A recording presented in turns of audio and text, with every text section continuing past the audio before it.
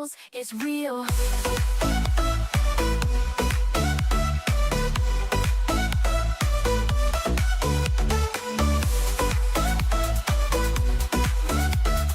Piece by piece, our love for puzzles is real. Piece by piece, we compete. Jigsaw puzzle on repeat. Speed is key, gotta move fast. Put those pieces in the perfect spots. Puzzle hearts, we're in this together. Feeling it piece by piece. Our love for puzzles is real.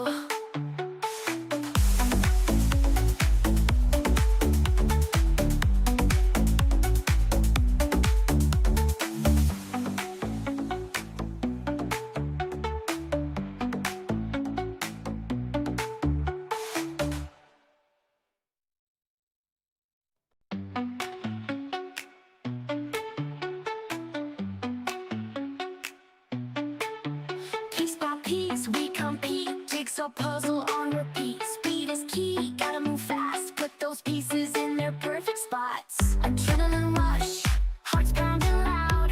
Every second counts, we gotta wow the crowd. Fingers flying, hands on fire. We're the kings and queens of this puzzling empire. Puzzled hearts, we're in this together. Filling in the pieces, bringing joy forever. Puzzled hearts will solve the mystery. Piece by piece, our love for puzzles is real.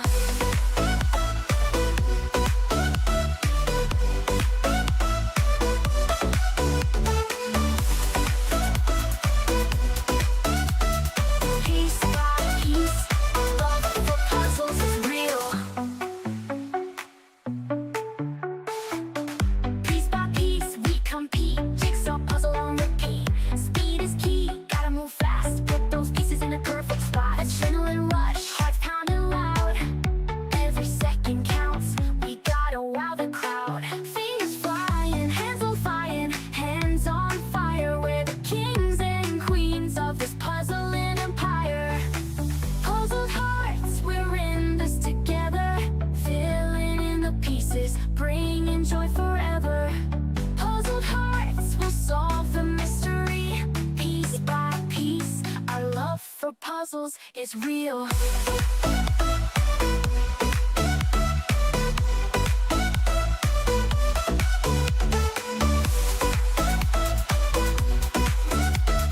Piece by piece, our love for puzzles is real. Piece by piece, we compete. Jigsaw puzzle on repeat. Speed is key, gotta move fast. Put those pieces in the perfect spots. Puzzled hearts, we're in this together. Feeling it piece by piece. Our love for puzzles is real.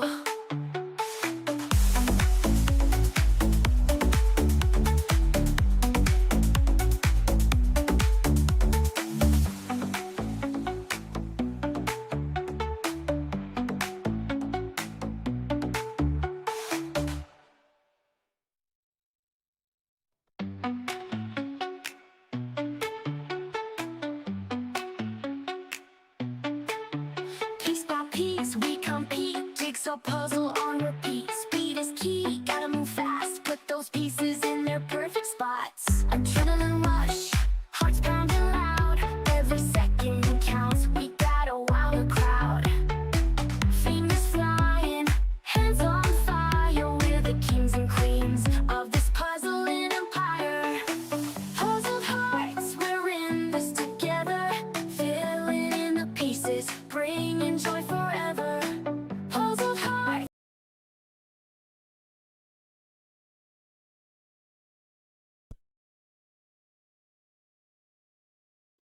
Good morning, everybody. Welcome to today's competition. We have lots of pairs with us, ready to puzzle 1,000 pieces this morning. Can I get away from all the participants today? Lovely to see you all there bright and early. And welcome to our viewers on YouTube who are also joining us and listening in. So today we have a theme which is close to Catherine's heart because she's been catching up on a lot of films lately. So our theme for today is about movies and movies that have had an impact. So I'd love to, first of all, hear from Catherine um, what you've been watching and what's been thought provoking for you. I just have to find you on the screen. Hello. Yeah, And you found me? yes, and now SJ and me as a bit are there as well. Yeah, so you've been watching movies. Yeah, I mean, I love movies. I've always loved movies, but I recently have gotten into more, like really making sure, like, for example, I watch all of the Oscar-nominated movies just to kind of know, like, what's happening, what are the themes that we're doing, and things like that. Um, Yeah, movies that had an impact on me. I will not mention or talk too much about the Odyssey now because some other people have mentioned it as well, so we'll get to talk about it more. But a movie that hasn't been mentioned by any of the participants and that made a huge impact on me was Hamlet. It's the story basically of how the play Hamlet was written, but it's really from the perspective of Shakespeare's wife. So instead of the typical story of where you would like follow the like hero or the so-called person that everybody knows, the story is really centered like in the home and like the struggles that his wife had to go through, not just because they were really poor at the time, but also I mean, I'm not spoiling it. There's a child passes away, and yeah, the whole everything that has to do with that and the death of the child basically serves as an inspiration for the story of Hamlet, and his son who passes away is called Hamlet. So it's a story about that. It's a really touching story. The way that it is filmed is amazing. I mean, I saw it in the cinema, and it was just you're like transported back in time, and you're there like in rural England, and you're watching the story of this family, and it was really gripping and a tearjerker for me. I actually had to leave the room to get some tissues so that I wouldn't be like fully like wet faced when I get out of the room. So if you haven't seen it yet and you're into like Shakespeare and you like a nice little time thing that's going to make you cry, you can go for Hamlet. Oh well, you're selling it for me because yeah, I love like I love like stories that are set like in a historical era where you also learn something about like what the everyday life was. Mhm. I hadn't seen it. I had seen the name and I had wondered if it had something to do with Hamlet because it's the closest word. But I hadn't read any of the background. But that sounds very interesting. And yeah, who doesn't like a good cry, a good tearjerker? How about you, SJ? Which movie has left an impact on you recently?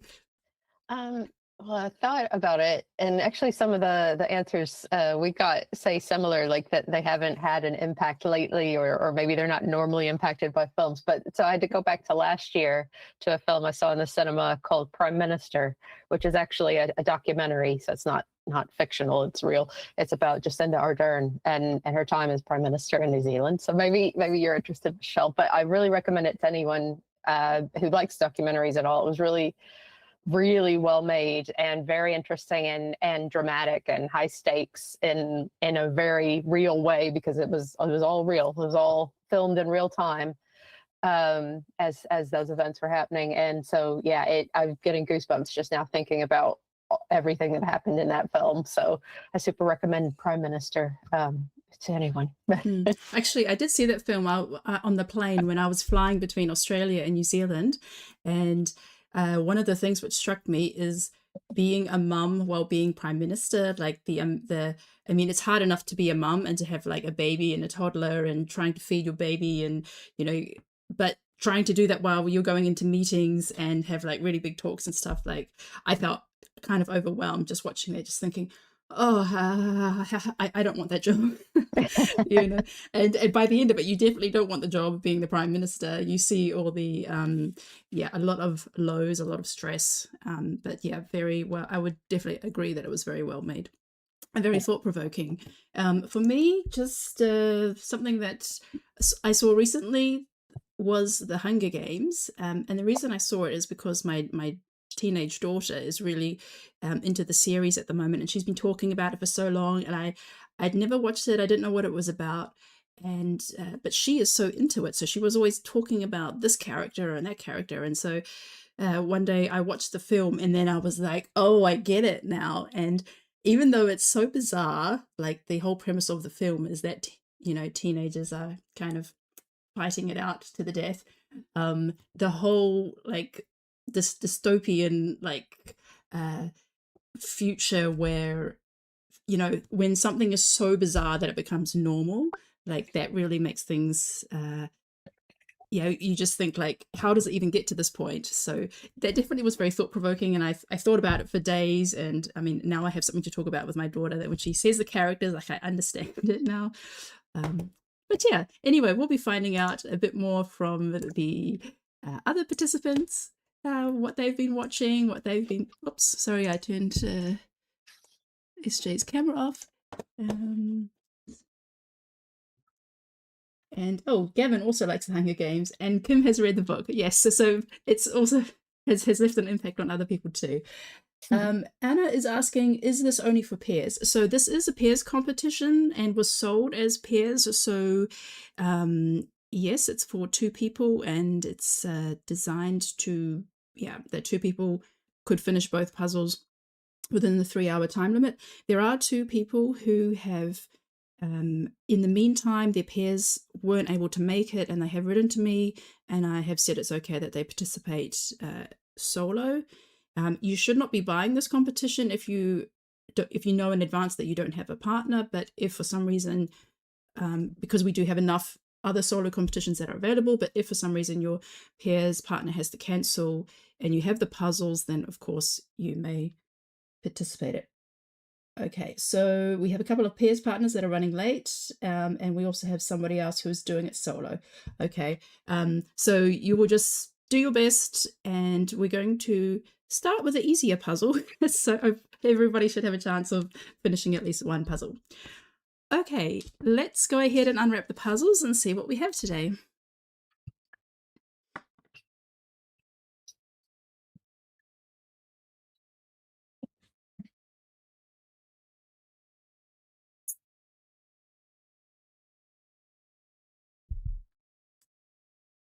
Okay, so please remove the plastic wrap from the puzzles on both of them. Yes, Paloma is already screaming. You might see some people make this face when they see it. One of them is a representation of the well-known painting The Scream, but done in a very different way. I'll show you a close-up shortly, and then you can see how it has been newly and modernly interpreted. So we have 2 puzzles, one of the Scream and one of the forest animals. So we will start with the forest animals first. So after you've removed the plastic, you can just put the Scream away to the side. So just to confirm, you do not need to stop and wait when you finish the second puzzle. I have we have virtual assistants who are helping me. They are in the meeting specifically to be watching everybody. We split the alphabet up. Everybody's watching a certain group of people, and they will tell me who's finishing. So that means when you have finished, go ahead. Ideally pick it up, because it's a cherry pazzy, you holds together very well. You can just pick it up, place it on the floor, or move it to the side. Start straight away with the second puzzle. When you have finished both puzzles, that is when you click the done on the timer website, and then ideally show the both puzzles to check. Okay, so the Scream can be put off to the side. Everybody should have the forest puzzle should still be in the box. The pieces need to be in the box. Yeah, we always start with the pieces in the box and the lid on. So the time limit for this is 3 hours for 1,000 pieces. And let's do a countdown in 5, 4, 3, 2, 1, puzzle. Good luck, everybody. Good luck to all the pairs. All right, so shall we have a look at these different puzzles that we have? So, okay, Thanks, Michelle. So the first puzzle that people will be doing is this like forest scene.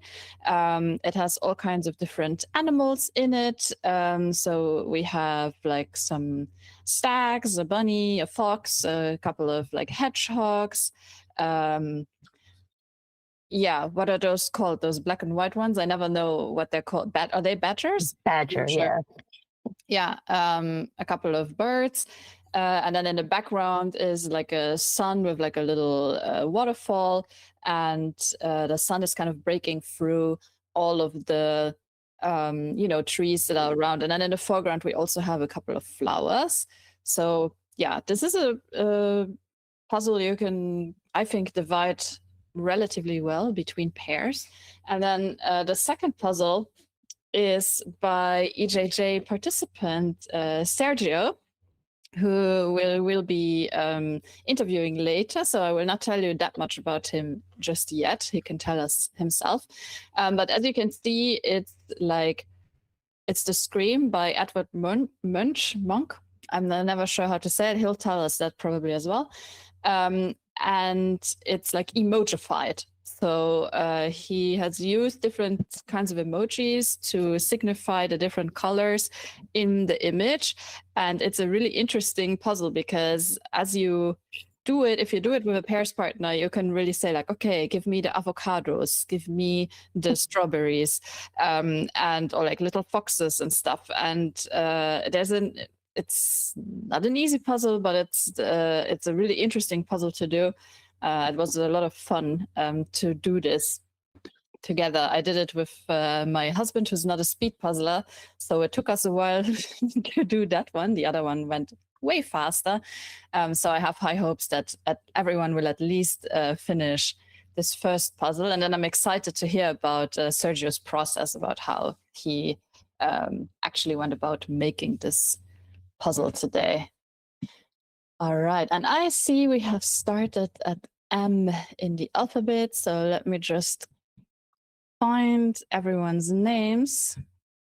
Every time we have pairs, it's a little bit more complicated to actually read out the names because there's always two people, and depending on who registered for the website, it's the differences in who I see, on the screen versus who I actually see in my list. So let's see if I have similar people on my screen versus in my list. Okay. And then also for some reason, I can't even read.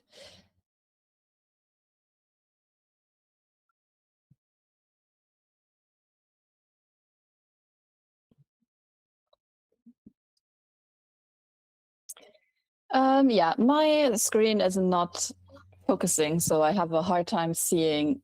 Even I know where with M, but I don't know who we see. I think I'm just gonna read out what I think is there. So I think we have maybe Magdalena and Magda from Poland in the top right. Oh my gosh. Well, Feel free to help me at any time, please. the first one is Micah Shrigardis and Katrina Thorsen from Denmark.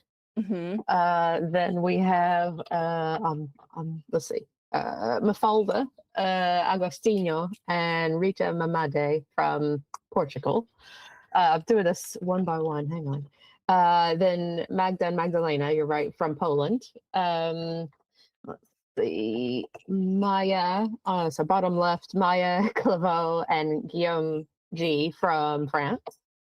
And then next we have Maya, JT, and David Adamich from Slovenia. And then last but not least, we have Marila Winkler and Lisa Brown from Germany. Yeah, I apologize. I don't know what's wrong today. Maybe it's my internet connection or something, but my screen just won't focus, so I can't read them. That's all right. From the live stream.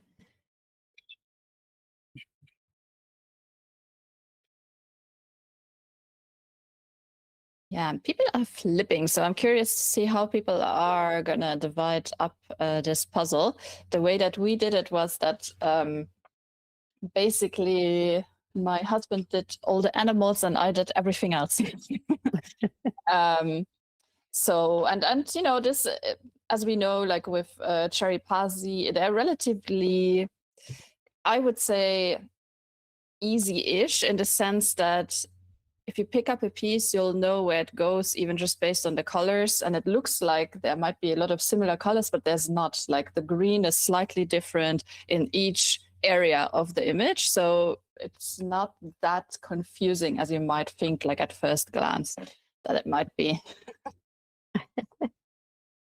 When I saw people take the boxes out of the wrapping, I did think, oh, that looks hard. But then when Michelle put the image on the screen, I thought, okay, that's doable. That's not so bad. Yeah, and in the meantime, the screens have been switched up. Should I have another go? Yes. Okay. First is Maria TP and Marina Anderson from Sweden. Then, oh, hang on. The next is Michael and Carolyn Bartels from Germany.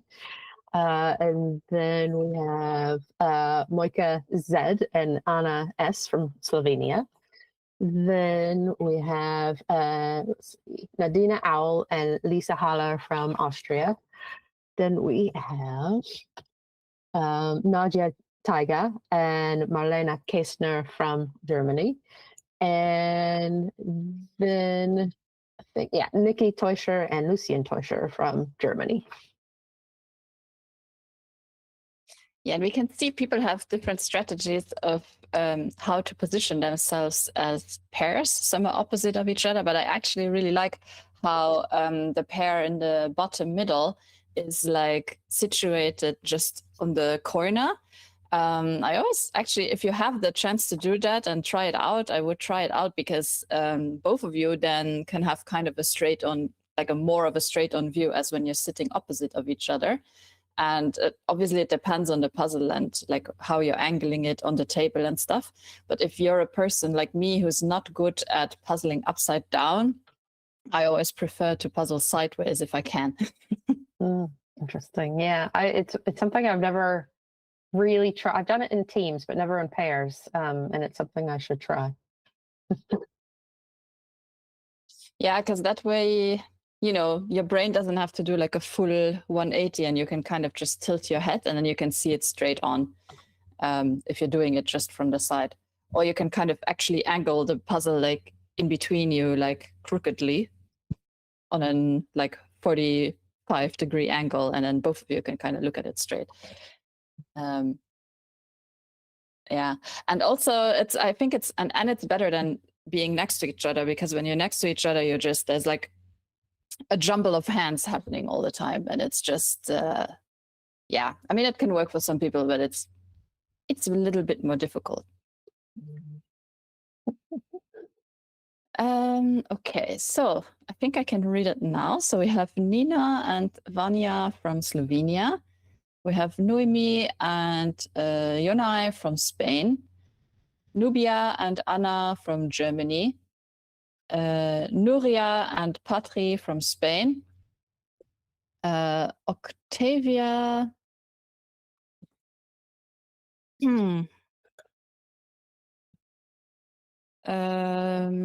Octavia and Isabella from Romania. And Fermina and Elisa from Italy.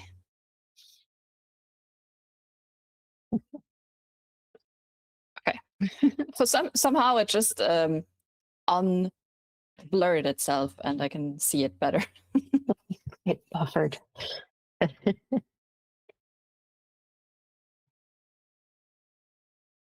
Yeah, so some people are mentioning Project Hail Mary in the chat, and there was also somebody in the forum who answered about, or I think even two people who answered about Project Hail Mary. So we have Octavia, who says, Project Hail Mary, I waited for this movie as I loved the book. I was very pleased with how it was realized, a beautiful sci-fi story.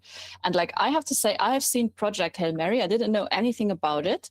And I just kind of went into it without knowing anything. And I didn't know like what was going to happen or how it was going to happen and anything like that. And it was a beautiful surprise to me, actually. My husband's really into sci-fi, so I'm usually like watching them more like with him.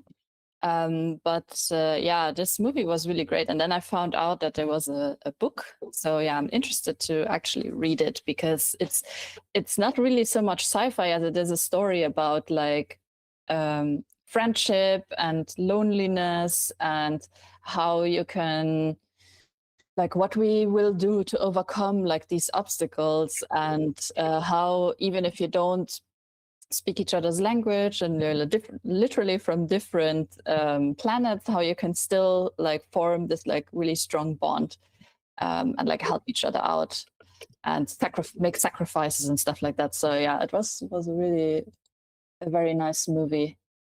And Asma also said she doesn't watch a lot of movies, but I did see Project Hail Mary, and it was generally the most beautiful and uplifting thing I've seen in a long time. Science is incredible. Yeah, and definitely that part as well. So, you know, this is going to be turning into like a stream of just movie suggestions for everyone.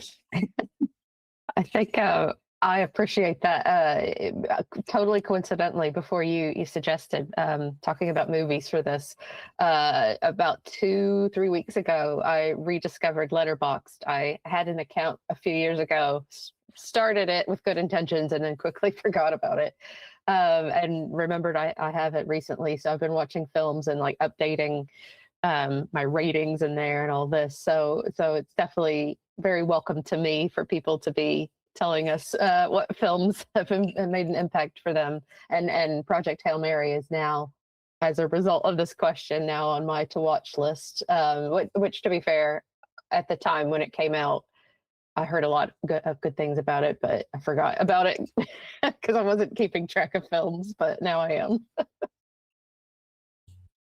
Yeah, I mean, films are kind of like the easy way to read books in a way, because they're not that long, you know, and you can escape into this like different world for like a couple of hours. And especially if it's a good movie, I mean, for me, they like stick with me. I think about them for like a week until I watch the next movie.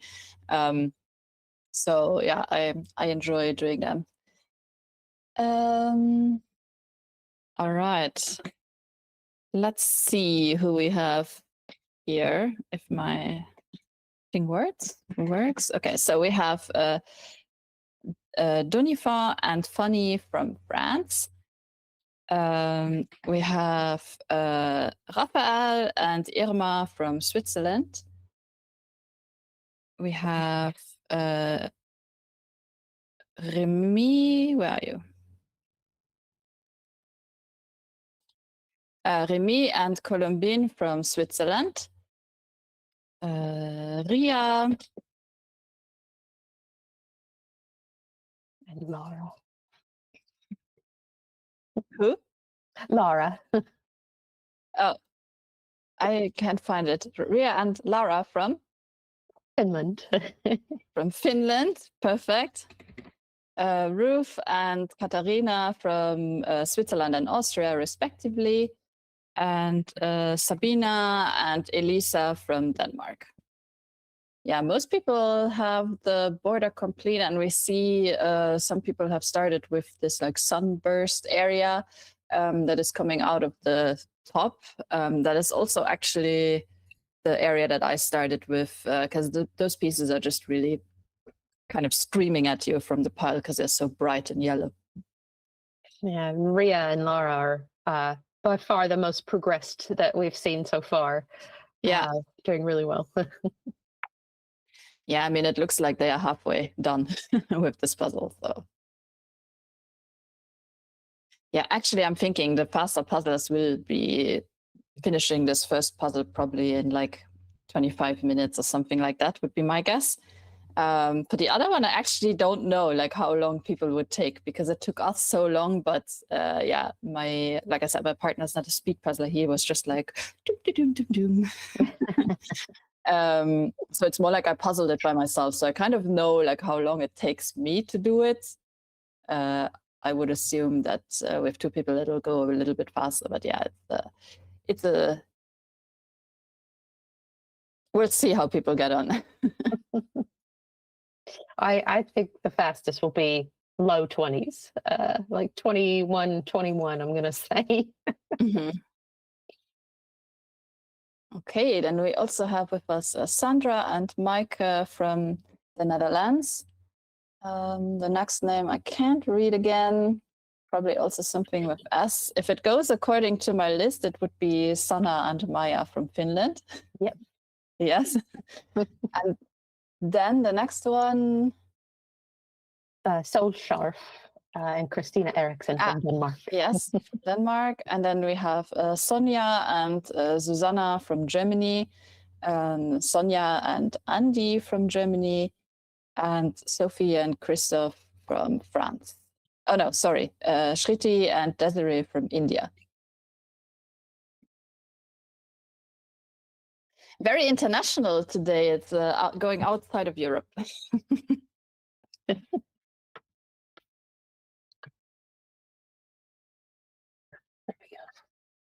Yeah, so some people I see like have started with the flowers in the bottom, and that was the second thing I did because also those you can see really easily in the pile because it's like purples and pinks that are pretty easy to pull out. So those are like great targets to focus on as well. And it looks like Shriti and Desiree are like puzzling each of them looking at it straight. So they'll have to like flip one of the sides at some point to push both of them together.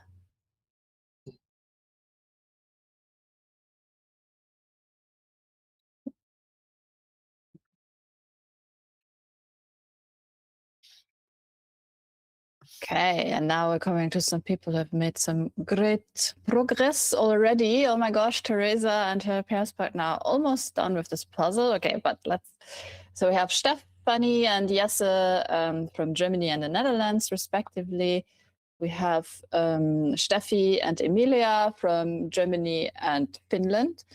We have Stephanie and Joanna from Germany, Susanne and Denise from Germany.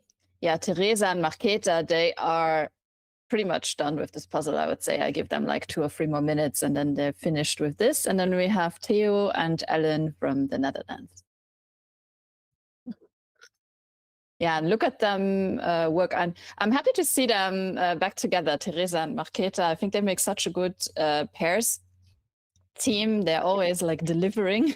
I love watching them when I do like rewatches of the worlds, and you can just see like they work so good together. It's like a really harmonious way of puzzling together. And yeah, they're gonna put in the last few pieces right now, and then yes, they move on to the second puzzle already at just about 19 minutes, just under 19 minutes. They've got multiple timers on their table to keep their individual times for Yeah. the puzzles. I like that.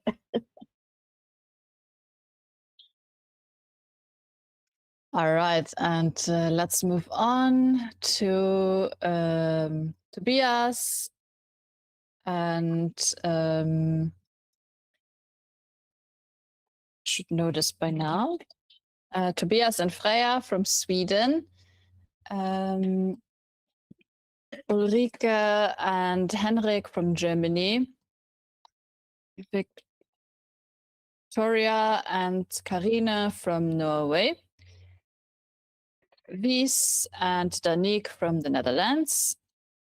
Aiden and Sabrina from Switzerland. And Anna, Katerina, and Carolina from Portugal. Oh, and Victoria says in the chat that their counter hasn't started. We're probably figuring it out. as we go. Wait for a message from Michelle and see what happens. Yeah, so Tobias and Freya have done a great job as well. They're also approaching kind of this end game of this puzzle, and they have the kind of darker areas, I would say, of the puzzle left to do. And they're not even that dark, so it should go relatively good, I would say, if you just work section by section. Aiden and Sabrina are also doing really good. At least from what I can tell from this angle, it seems like they have like 2/3 of the puzzle done as well. And yeah, I'm curious to see how long Teresa and Marketa will take to do this the second emoji puzzle. Scream emoji.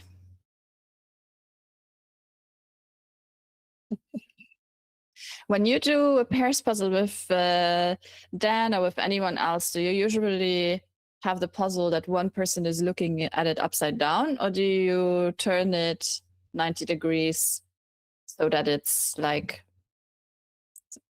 Yeah. It depends who I'm puzzling with. With Dan, he goes upside down and the puzzle is towards me. Just because we have like 8 years of experience doing it that way, so we just stick with that. And he's gotten really good at being upside down. And then with other people, it depends on what they want. So occasionally I go upside down if they are really uncomfortable being upside down. Some people I do it sideways with, and then some people are fine being upside down, so I still get to have it right side up for me. So it just depends on everybody and how they feel, and it kind of depends on the image too. But yeah. Yeah. All right, so we have Andy and Sonia. Okay, we're switching it up because I'm assuming that we're gonna be focusing on some people that are about to finish. So we have Anna, Sophia. Yeah, is it Anna Sophia? Oh my gosh. I'm looking. Yeah. Oh, and Astrid Abelgard, is that who is with? Maybe, yes. Okay. And Annemie and Patrick that are just about to put in the last pieces of their first puzzle as well. Yeah. They're down to about 30 pieces.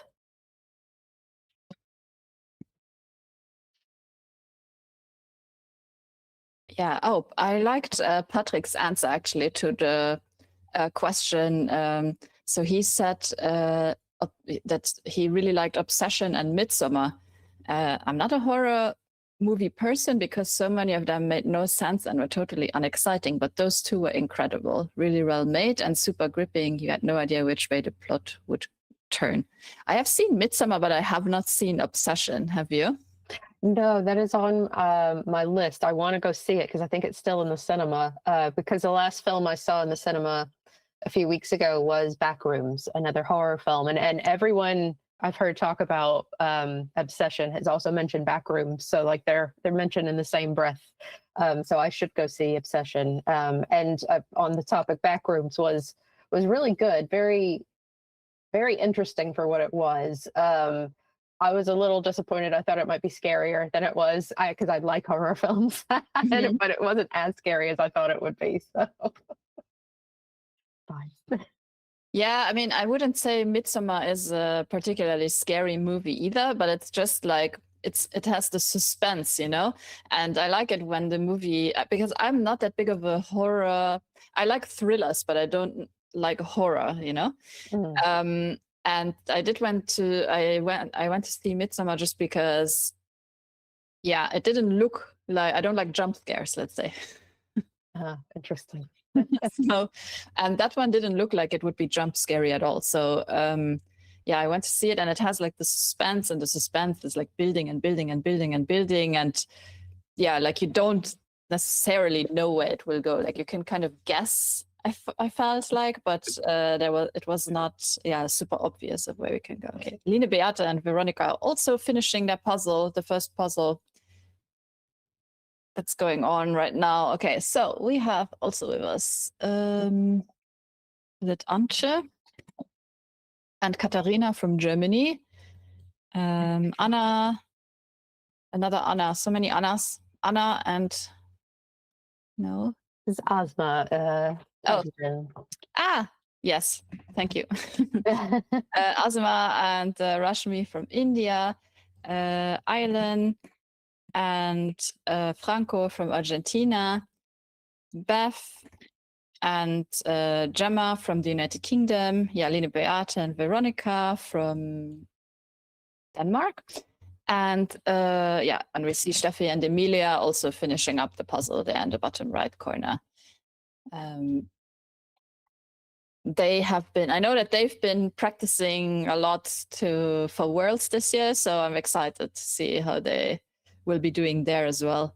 And also how they're going to be doing today. There we go. Done. Yeah, Beth and Gemma are working directly on the board so they can just kind of lift it off and move it out of the way. But, with the cherry puzzle, you can just kind of, these are puzzles you can like lift up with one hand and they're not going to fall apart. Which, to be fair, speed puzzle.eu puzzles also hold together really well. Yeah. Much better than I've in other competitions where I've had back-to-back puzzles, and there's always a bluebird somehow in those competitions, and they just disintegrate. So. Yeah, you have somewhere you just what I don't mind if they don't hold together when you lift them up like that, but what I don't like is when you build sections and you're just trying to move a section into somewhere that you have to be like so careful that it doesn't break apart. Like it just takes away from the speed a little bit. All right. We also have today with us Birgit and Rebecca from Austria, Kara and Teilchenbeschleuniger from Austria and Germany. Carolina.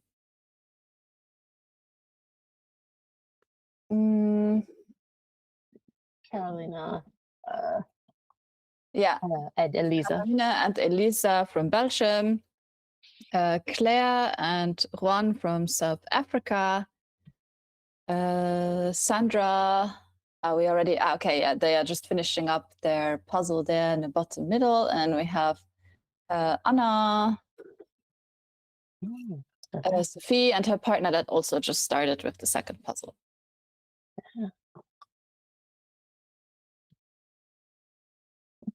Yeah, I'm curious to see how people are going to tackle the stream puzzle. For us, it was basically, my husband was doing the border. And while he was doing the border, I got started like on the green areas. And then he was like, okay, I'm just going to collect everything blue and I'll do the blue. And then I did everything else. So it was interesting to say the least.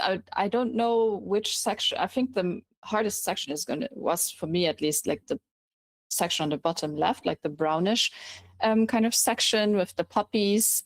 It's really interesting because thank you, Michelle, for showing all the close-ups. So you have different emojis for different areas of the puzzle. The screen itself has like the shocked emojis, and then like the green area has all kinds of bugs and things like that. The bottom left has like puppies and like bears and little foxes and ducks. And then you have like bears and sharks and I don't know, just like anything you can kind of imagine is like in this puzzle. So yeah, it's really fun to discover all the different emojis while you're puzzling it. Yeah, I can't wait to talk to Sergio about all the thoughts that went into making this. Yeah. Also puzzling with us, we have Christina and Vittoria from Italy. We have Daniela from Germany, who's puzzling solo. And then I can't read it again. Top right. Diksha. Yes. And Denita from India. Just looking up the next one. It's Esther and Jeanette from the Netherlands. Thank you. Then we have Egils and Zane from Latvia, and Eliska and Eva from the Czech Republic. And they're also very close to finishing with this first puzzle. Yeah, we're just passing the 30-minute mark, which, I mean, doing a somewhat challenging puzzle as a pair under 30 minutes is very good going. Yeah. Yeah, Egils and Zane also have moved on to the second puzzle already.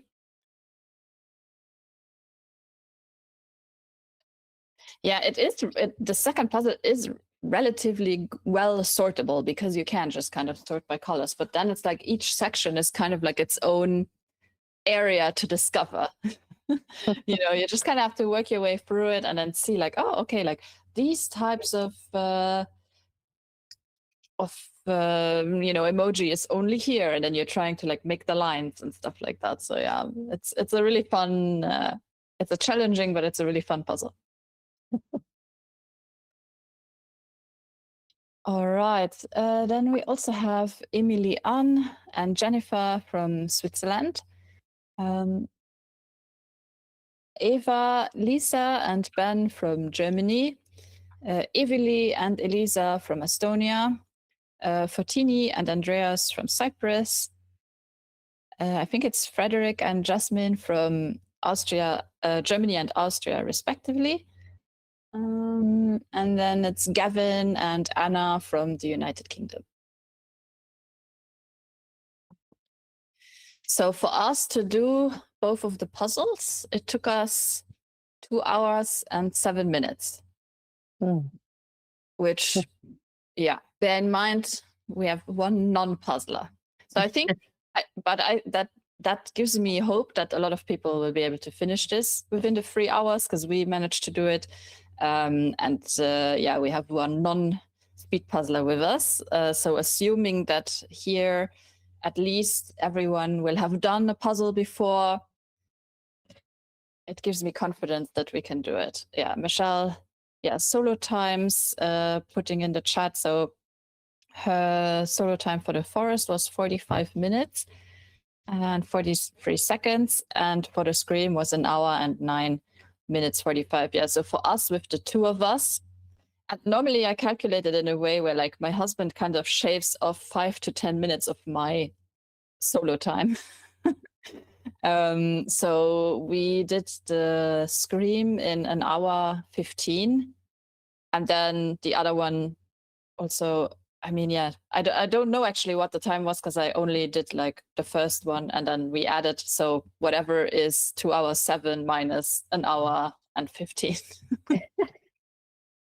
It was about 53 minutes, roughly. Yeah, something under the hour, which we're always happy with when with the two of us, we can do something in under 1 hour. So nice.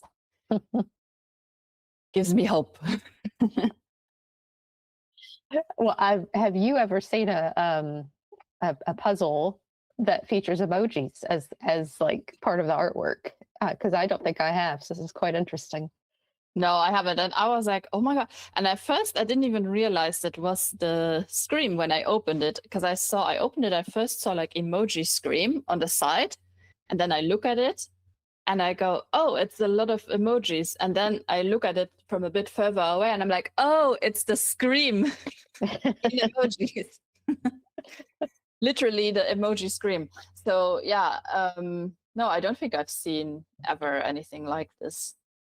And yeah, I'm curious to talk to him about it, because on the back it says like he created these emojis himself as well. So I'm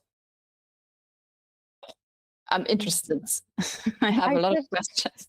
I did wonder when Michelle's put the picture up big on the screen, I thought, what keyboard is that? Because I don't recognize those specific versions of those emojis. So that answers my question. No, I did not create the emojis, but what?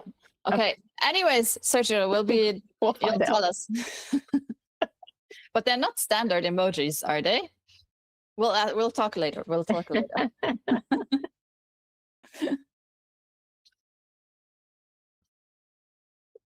All right. Who do we have now? Did we jump up in the back to the east?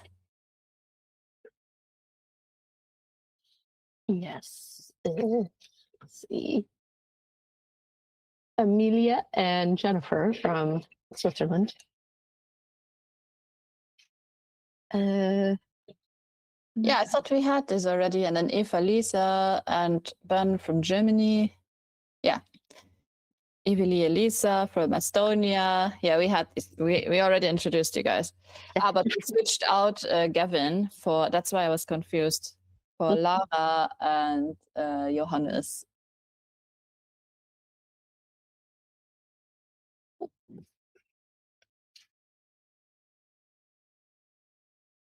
Yeah, probably because they just switched puzzles. All right. I did think it was via YouTube, like skipping back or something, but it's not.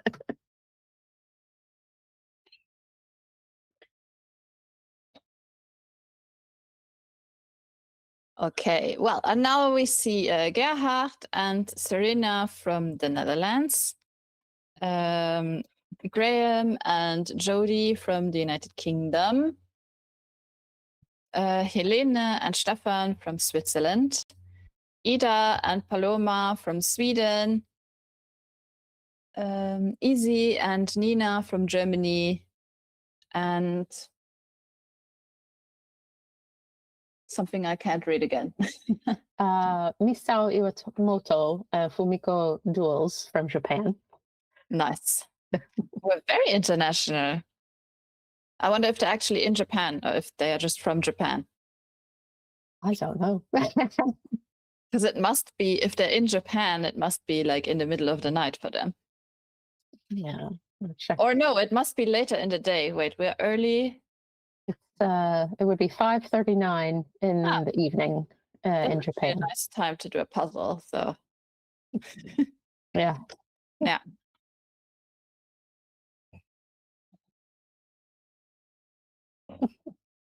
Yeah, exciting. So yeah, we're seeing people like when we're looking at Helene and who was it? Helena and Stefan's. You can see that they are like kind of looking at the pieces and then looking at the box and then looking at the piece and then looking at the box to like find where are these specific emojis going. Yeah, this is definitely a puzzle where the box is your friend. You want to be looking at the box and you want to be finding the different emojis, and then you can kind of guess more like in which area, general area would they go. Yeah, so we're checking back in with Teresa and Marketa, who were the first ones to finish the first puzzle. And it looks like they are like a good third into the puzzle. And it looks like they're kind of working their way like from the top kind of downwards. Yeah, Tobias and Freya have almost finished the border, and they're kind of, yeah, as you can see, Tobias also is looking a lot at the box. Annemie and Patrick, they have started in a different area than Teresa and Marketa. So they have done the greens, they have done the blacks. That's actually what I started with as well. I first did greens, then blacks, and then I moved up to the like red section at the top. And then Steffi and Emilia have followed a similar strategy where they also have started with the greens. I think with Teresa and Marketa, because they have the edge like fully assembled, they're probably at least halfway at this point. Just based on piece count there, I think.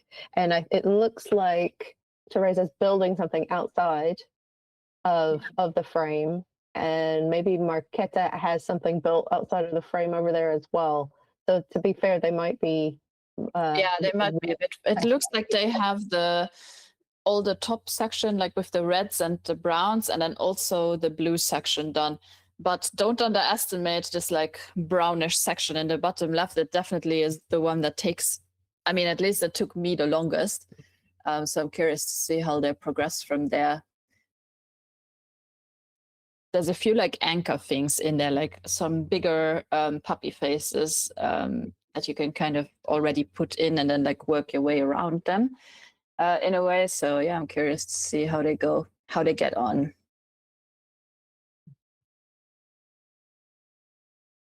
yeah, Michelle just confirming that also in the flex meeting, most pairs finished with the brown section in the bottom left. Yeah, it's also where we finished yesterday, because it's just, yeah, the least or the section with the least kind of structure in it. Like a lot of the other sections have something else kind of going on in it, like lines that are going on top of the, like lines of emojis that are going on top of other emojis and stuff.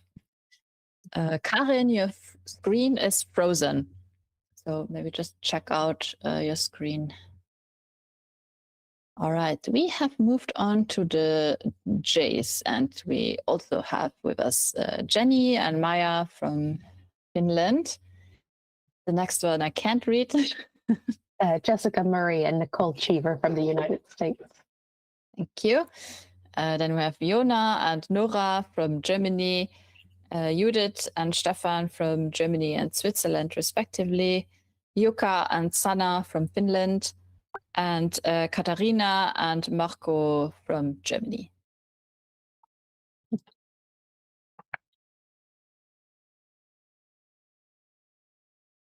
Yeah, lots of people just about to finish the first one or early on in the second one. Mm-hmm. Yeah, and we can see Jenny and her pairs partner, they have done a big sort up front. So you can see like piles of colors for the emojis going. And yeah, that might be a good strategy for, like I said, for this one, because it is like relatively easy to sort, and then you can just kind of build from there. Definitely the face is something that is relatively easy to do. It's not that many pieces with like the scream emoji. So that should go together relatively quickly, and then we'll see how they move on.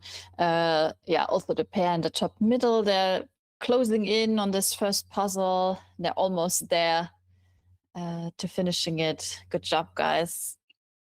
And so Katharina and Marco about to finish with the first puzzle.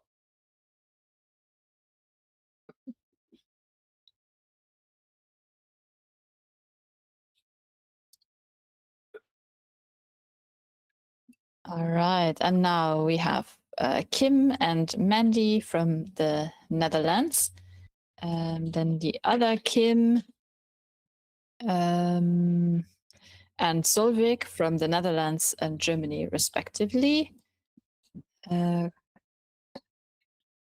Cornelia and Sandra from Lithuania, Kristen and Corinna from the United States and Germany, respectively, Lara and Johanna from Germany, and Leanne and Sally from the United Kingdom.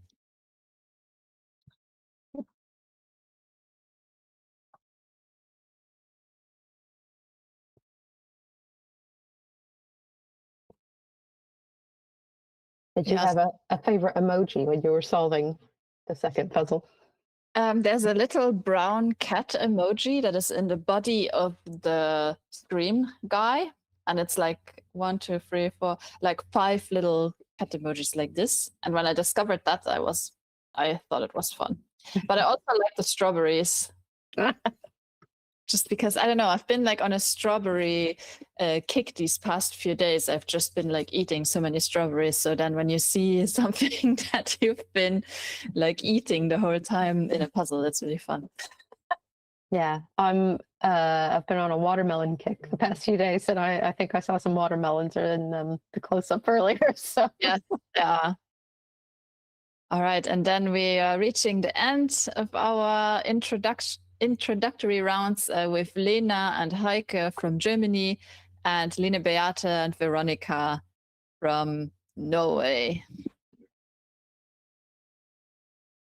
Yeah, Line Beate and Veronica, they are kind of working like little race. So they're working like on opposite ends of the puzzle. So we have Line Beate, who's like working on the bottom, and it looks like she's tackling this brown section early on.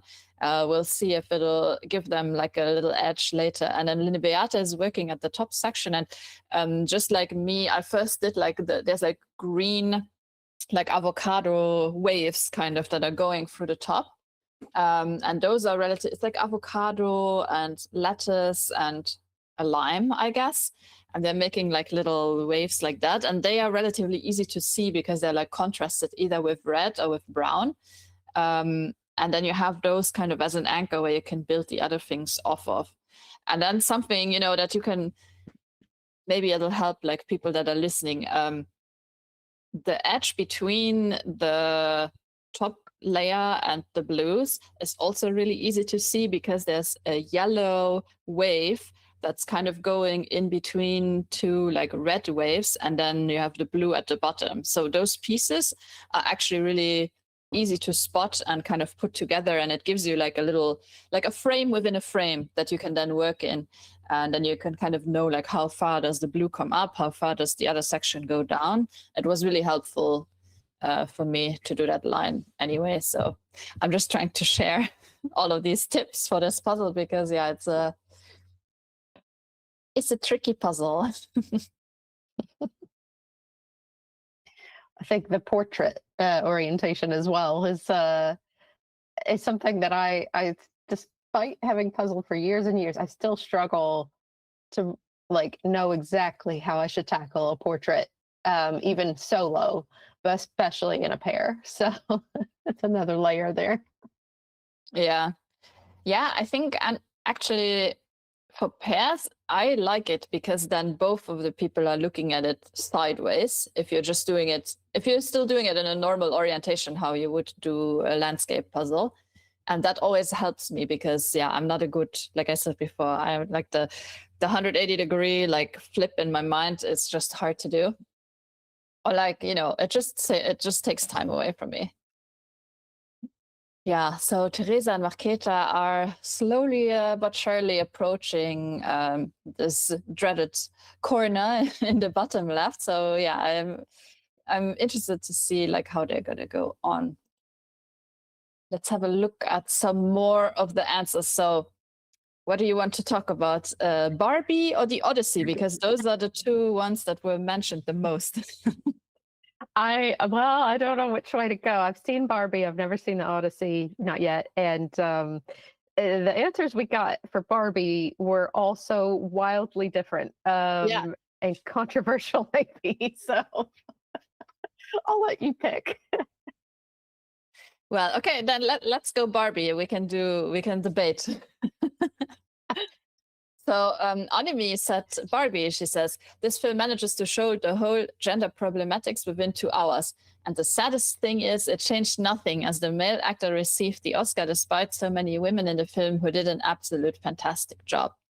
I was full of hope when I watched the movie and hit ground quite hard when I realized that the people who could change the world would never watch this movie and to understand the message behind it.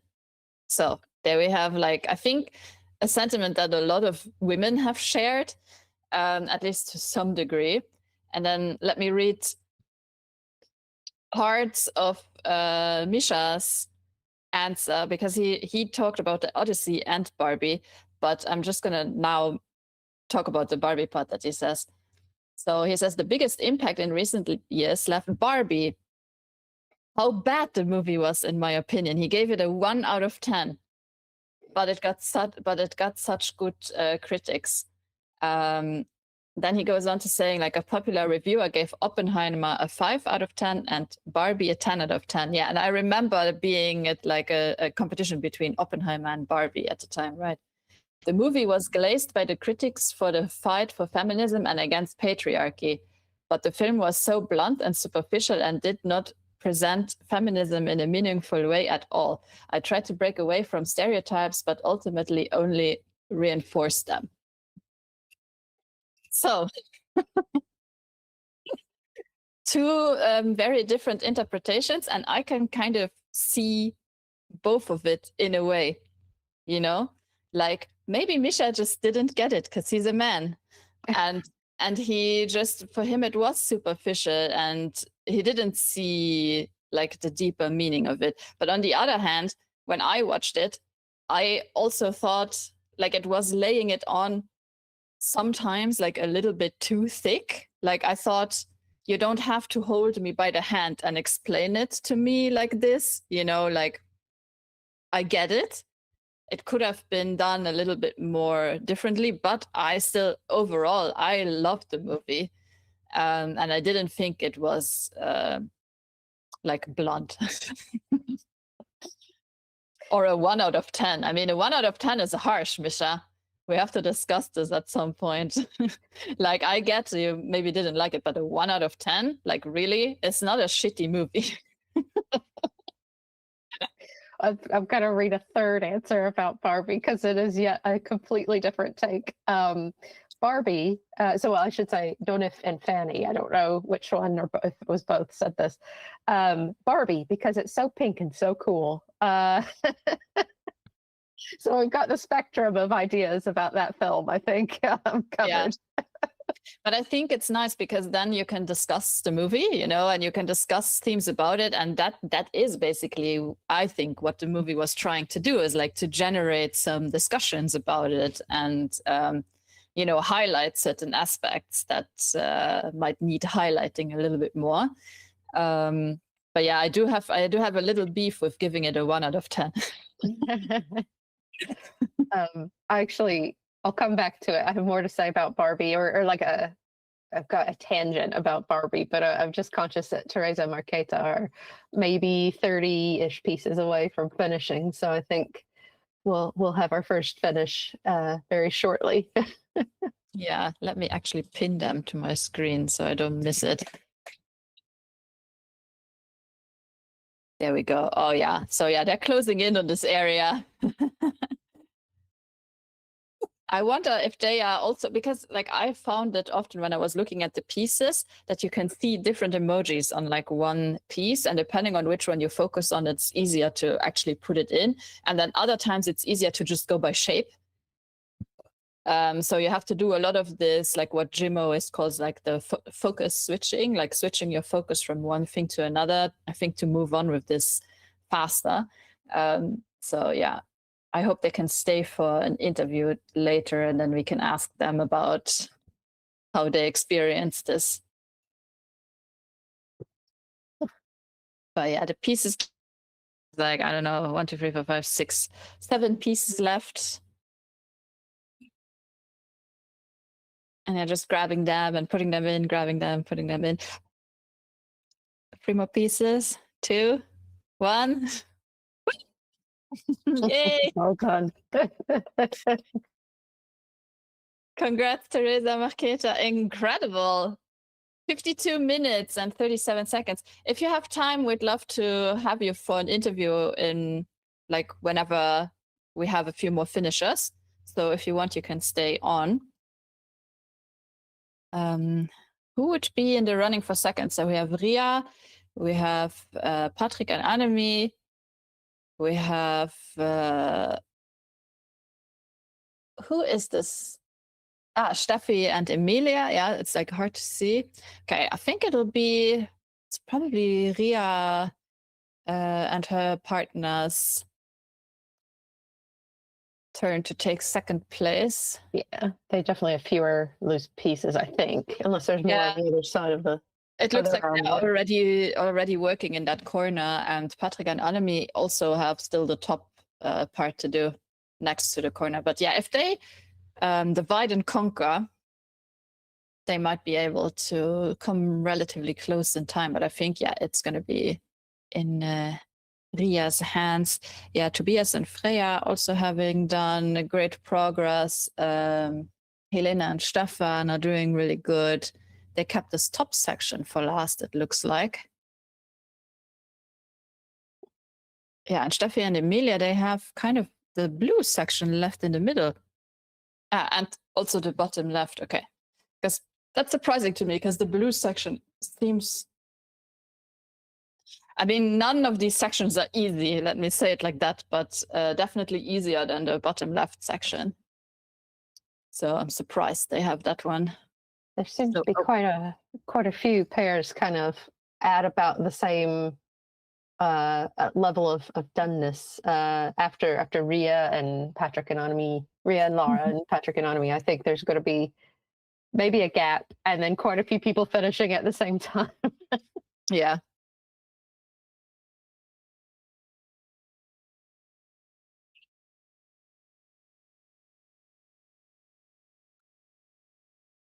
Oh, Alright. come on, so close.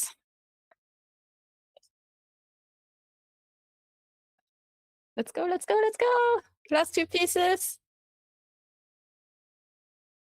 Oh, they're finishing actually like in the black and the like section, Yeah, the rail, handrail section there. that's really interesting. interesting. Yeah. Yeah. Come on, last piece. Yay! Well done. Yay, congratulations. Magdalena, start your second puzzle. Ria and partner, if you want to stay for an interview, just stay in the meeting and then we'll talk to you in a couple of minutes. Thanks. Yay, exciting. I don't know, have they gotten a podium place before? Yes, they have. Okay. I was going to say, I think they have, and they said yes. Good. Yeah, so now I think it's a race between Line, Beate, Veronica, Patrick and Annemie, and Steffi and Emilia.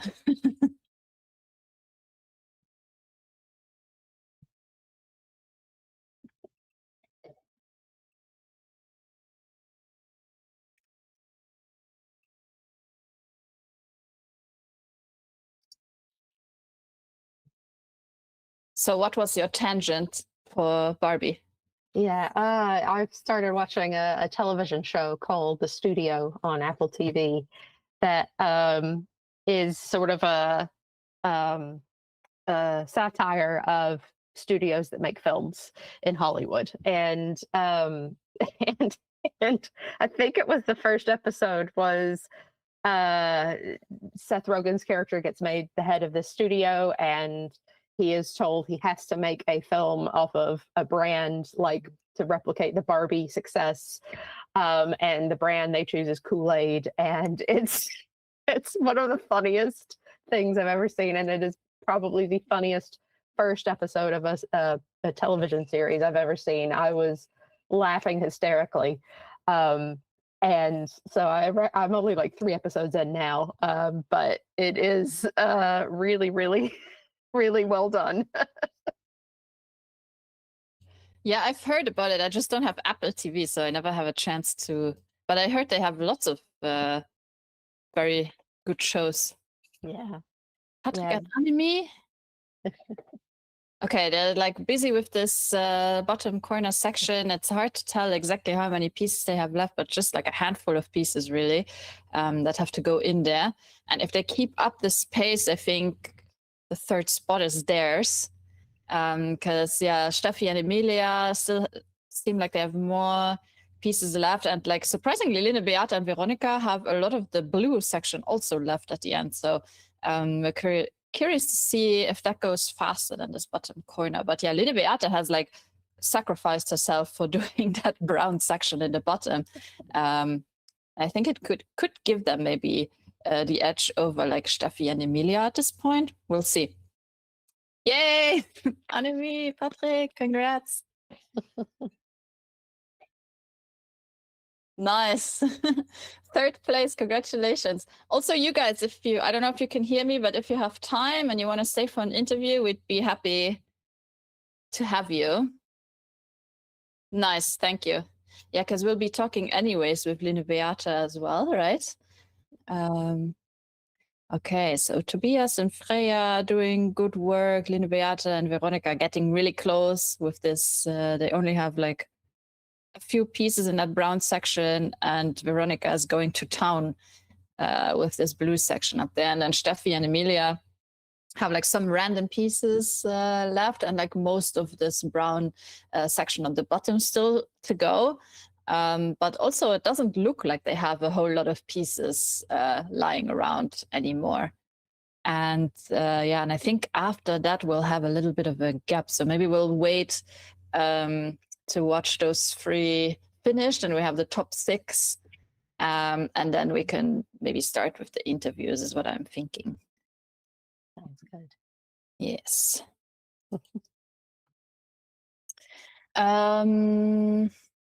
Let's quickly talk about the Odyssey while they are finishing. Okay, so the Odyssey, movie of the summer, IMAX, you know, how Nolan intended it. There have been memes going around, and I had never seen a movie in IMAX before. So this was like, I thought, okay, I'll go and see it. You know, I like Greek mythology. I heard beforehand that, you know, the whole way of shooting movies on IMAX is really interesting to me. So I thought I'm going to give it a go.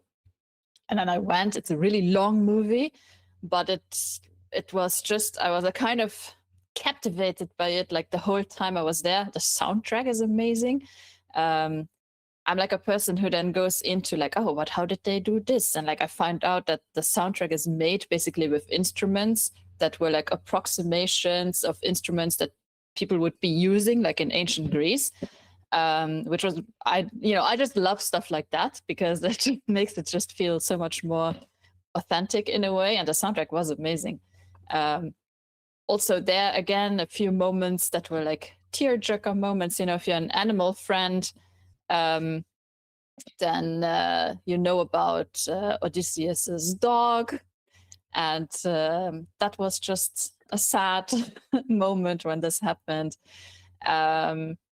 Yeah, I just thought it was a great iteration of the myth, like that.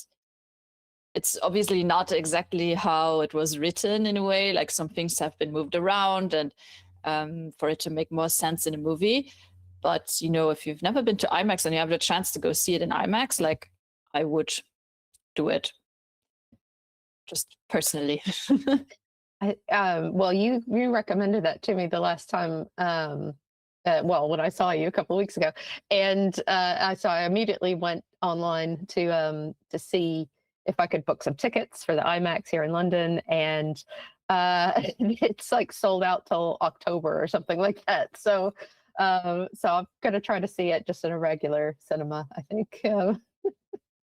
Yeah, I don't think it's like a must to see it in IMAX. You know, it's not like you have to do it, but it's I just thought, you know, if I had the chance, so I did it. And we went like on a random Monday at like a matinee screening, you know, and even then it was full.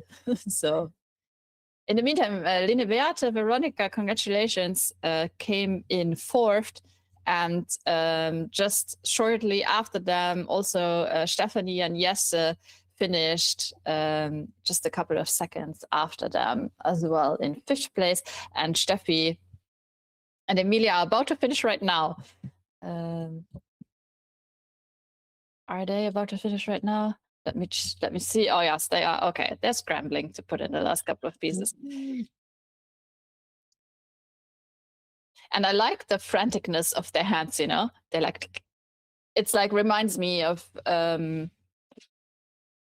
you know, Alejandro puzzling. Yeah, and we're also just over the hour. I mean, we're like 1 hour and 3 minutes and a half in right now, which I think is a great time to finish both of these puzzles. I mean, we were not even done with the first. We did the Scream first. We were not even done with that one at this point. So, yeah, well done, guys. Last 2 pieces. Oh, and there are people that I did not have on my radar. Helena and Stefan from Switzerland just scooped in there and took 6th place, just like literally seconds before Steffi and Emilia. Congratulations. And then right behind, Tobias and Freya, congratulations. 8th. Amazing. Well done. Well done. All right. Let's see if we can get Teresa and Marketa back in here so they can tell us all about their puzzling experience today. Are you there? Yeah. Hello. Hello. Hello. Hello. Hello. Yeah. Congratulations on your Thank first you. today. Have you guys been practicing a lot recently, or what is going on? Because you were like so in sync the whole time. Well, today is our practicing day. Mhm. So the best one to practice is probably the competition. Yes. So how did you get on with the puzzles? Let's first talk about the first puzzle with the forest. You did this in like 17, 18 minutes. I'm not exactly sure. 18 and a half. Yeah, 18 and a half. Yeah. Is that like a normal time for you to finish a puzzle with two people? Or is it fast Yeah, or slower? in pair is probably yes, but this puzzle we made before. All of us were solo, so we knew it, and it's good to sort for pair. I just started with the sky and it falls, and Marketa done the flowers and the animals, and then the rest. So it's good to sorting by pair. Mhm. So you had already kind of a plan, like going into it. You like knew which parts like you would do each, and it was just like kind of going for it. Well, when we saw the picture, so then we made the decision what everyone do. Mhm. And then you moved on to the other puzzle. So what Yeah. what did you think when you opened it? I think that both of us we were scary because it looks so hard. But when we started and saw the colors, then we find out it's easier than we expected. Except some parts, I stuck on brown bears, Mhm. but then came Marketa and helped me. Yeah.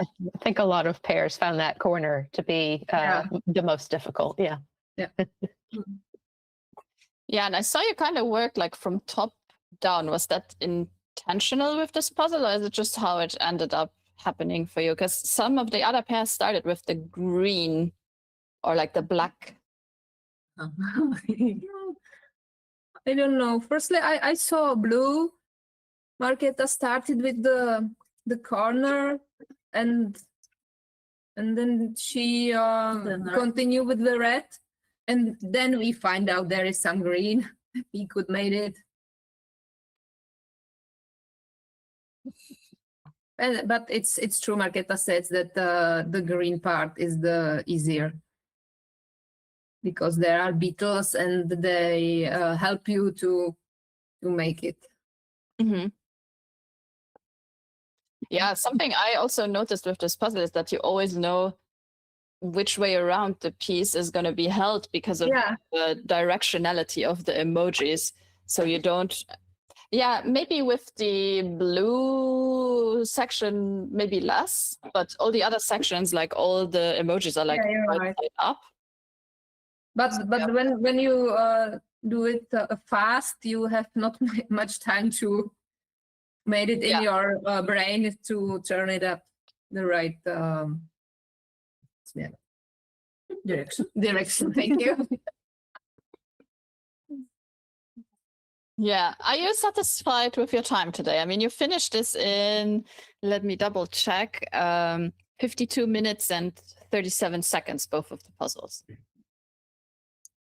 It should be better. Even better.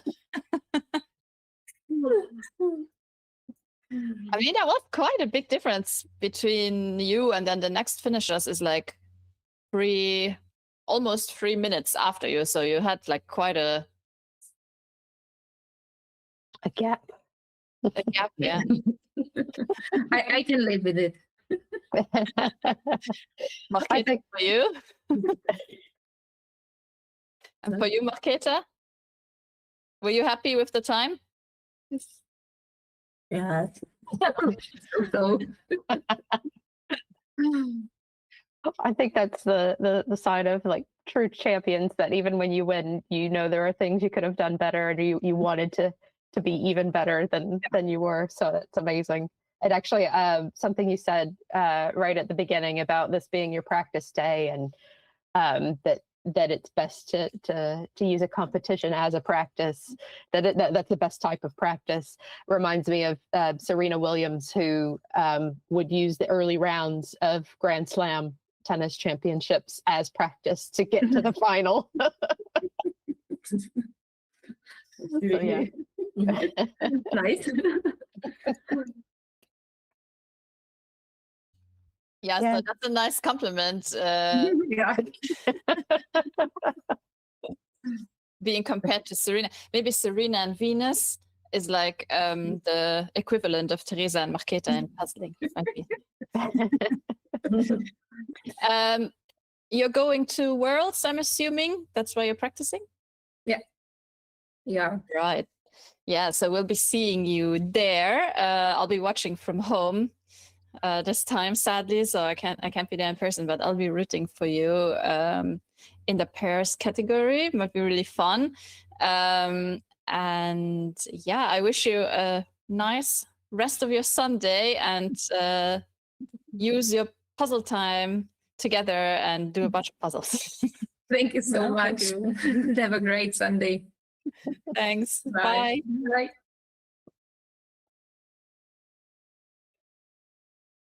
Okie dokie. Yeah, in the meantime, we had a few more finishers. So we're now up to 10 finishers. So the last one we saw were Freya and Tobias, and then finished Maya and David. And just now Astrid and Anna from Denmark. All, by the way, excellent pairs that we've seen at Worlds that have been performing really well at the Worlds before. So yeah, it's very exciting to see everyone doing so well in the competition today. All right, let's move on to Ria and her pairs partner, Laura. If you are there, you can turn on. Hello. And who is the dog? This is Merri. Cute. It's a very cute doggy. Aw. I'm always like, I immediately get distracted from congratulating you for your great second place today. Congratulations on Thank you. second. I'm immediately like, who's the dog? Tell me everything about it. Yeah, she was getting a bit restless, so yeah. Yes. Yeah, I know what it's like. When SJ was here last time, you experienced it firsthand. Like, my dog just wants attention all the time, so it's like hard when nobody else is here to help her. Oh, now she's tired. Okay, tell us about your. Well, okay, let me restart. Congratulations on your second place today. Thank you. Really well done. In under an hour, 55 minutes, 25 seconds for two puzzles where one of them definitely was not on the easier side. How did you experience the puzzles? Which one did you like better? I'm a fan of kind of more difficult ones, so I kind of was excited about this one.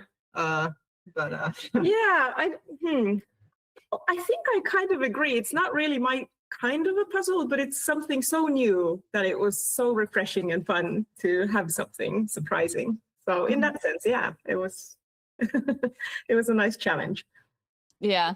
How did you tackle both of the puzzles? Do you puzzle together often? Always. Yeah. This is We're married, so we All right, that's great. So you have lots of time to practice together. I'm assuming you're really well, like. Yeah, I think we're better as a pair than individuals. So there is some like synergy there. Yeah.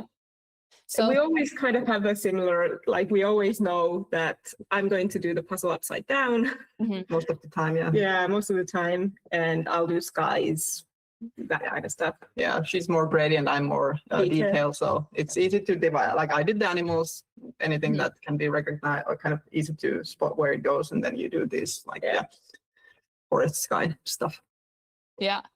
Yeah, so more detailed, more color oriented on the other side. Yeah, that's nice actually that you complement each other like that also, because yeah, we have sometimes like partners or husbands, wives, spouses where they both like to do the same thing, and it's a little bit harder to actually divide up the work. Was there a difference in how you tackled the first puzzle versus the second puzzle? Because you would think the second puzzle is like more detailed in the sense that there's so many details on it, but also you could say it's not detailed and it's just blobs of color. Yeah, we kind of like, we did the strange decision of because usually, of course, we try to do everything so that it's like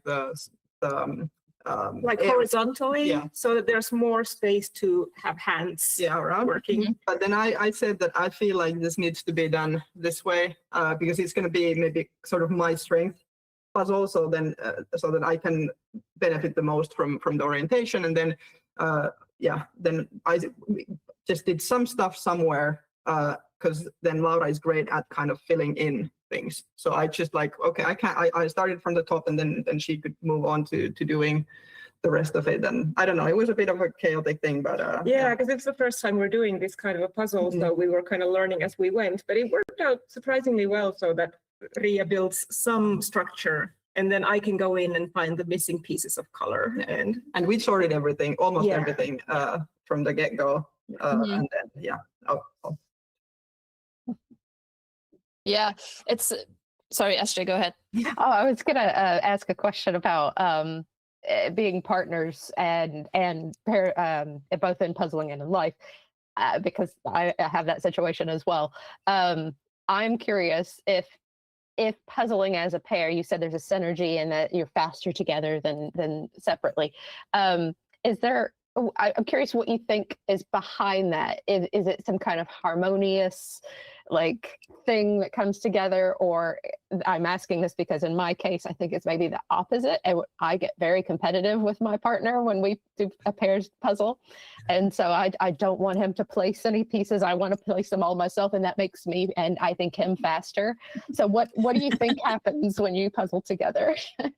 Well, we're very aware of what the other person's strengths are. Yeah. So we can, usually when we see the image, we already kind of have an idea of what each of us is going to do. So we don't need to necessarily have like discussions about stuff like that. And then also if something starts to feel off for me, I will just tell her, hey, this is probably yours. And so there is not really a competitiveness there, except if there's like a puzzle with a lot of fun areas. Of course, then they're like, oh, I want to do this, but usually still we're always trying to think what is the best strategy for actually getting a good time. And we're so opposite in our strengths that it's almost always, if I'm like, oh, I'm not enjoying this, oh, that means Ria will definitely enjoy it, and I can just ship it off. That was an issue in the beginning where we were trying to be polite and I hate this. So I'll just do it so she doesn't have to do it. And then she actually would have loved that section. Oh, I'm sorry, just a short interjection. Gerhard, can you show the puzzle to Michelle in the camera, please, so that she can check it? Gerhard? Sorry. Yeah, of course. I don't think Gerhard can hear what you're saying, but yeah, I don't know. I mean, yeah, we can hear you. Okay, perfect. Can you show the puzzle, please? Yes. Thanks. Thank you. Perfect. Congrats. Thank you.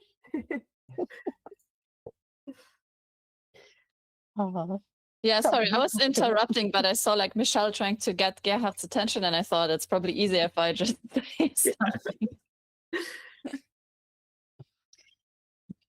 No, so you answered one of my questions already. I was going to ask about the orientation of the puzzles, because I think I saw you do the kind of 90-degree sideways for the first one, but then the full like towards Ria orientation for that one. This one. Yeah, they were both exactly. sort of right way. Right way for me. Yeah. So is that the way you normally puzzle, that one of you has it towards yourself, whoever has the strength of that puzzle? Usually, like most of the time it's towards me because you work with color and stuff like that, and I work with like actually recognizing where it is and pick and placing stuff. So I benefit more from seeing the image. But usually these kind of puzzles we do this way, so it's kind of right where like horizontally, so like the long side facing both of us, and then because when it's the narrow side facing both of us, there's a lot more hands clashing. Yeah. Yeah. But this was a kind of a surprise decision. To do it this time this way. I'm fascinated by your answers because like it's you as a pair and me and my pair are like kind of all doing the same things but for completely totally different reasons.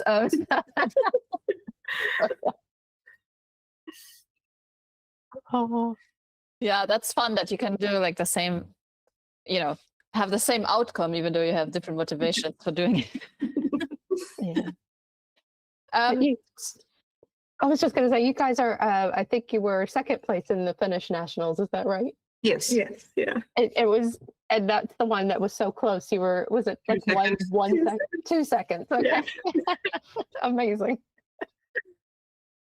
But it was great. We were so happy with the placement.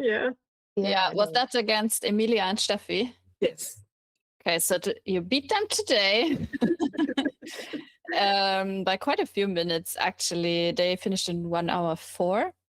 That's how it goes in puzzling, right? It depends on so dependent. Like you have kind of roughly the range in which you might fall, but then Depends on the puzzle, depends on your day. Yeah. Yes. Yeah. And sometimes even just on where do you do the puzzle? How is the light that day? Did you have a good night's sleep? Do you have back pain? It can just be like anything like that. But I always hope that like for competitions, especially in-person competitions, everyone can be like on their A game in a sense and like do their best performance. So I'm curious to see you guys also at are you going to Worlds?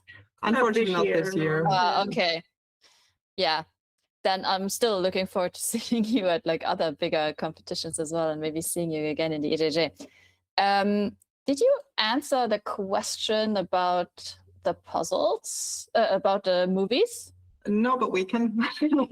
We have seen The Odyssey. We have seen Barbie. Yes. Yeah, we both used to be really big film buffs, and then now we just don't have that much time for films. So, but we really once in a enjoy. while we go and see something. Yeah. So, what would you say if you were like more movie buffs in the past? Like, what's your favorite movie from the past? Doesn't have to be like something. Tough question. Do you have one? Oh, no one's gonna know. I like films by Jim Jarmusch, the director. So Coffee and Cigarettes, Dead Man. They're very strange but atmospheric. Mm-hmm. I don't know what to say. Yeah, it's too tough. Yeah, it's like I'm trying to think like what would be. I don't know. At some point, I was really into some like certain Korean stuff, but I don't know. Maybe too difficult to answer after 15 years of not being kind of on so on the also what's going on with films. Mm-hmm. The dog wants more attention.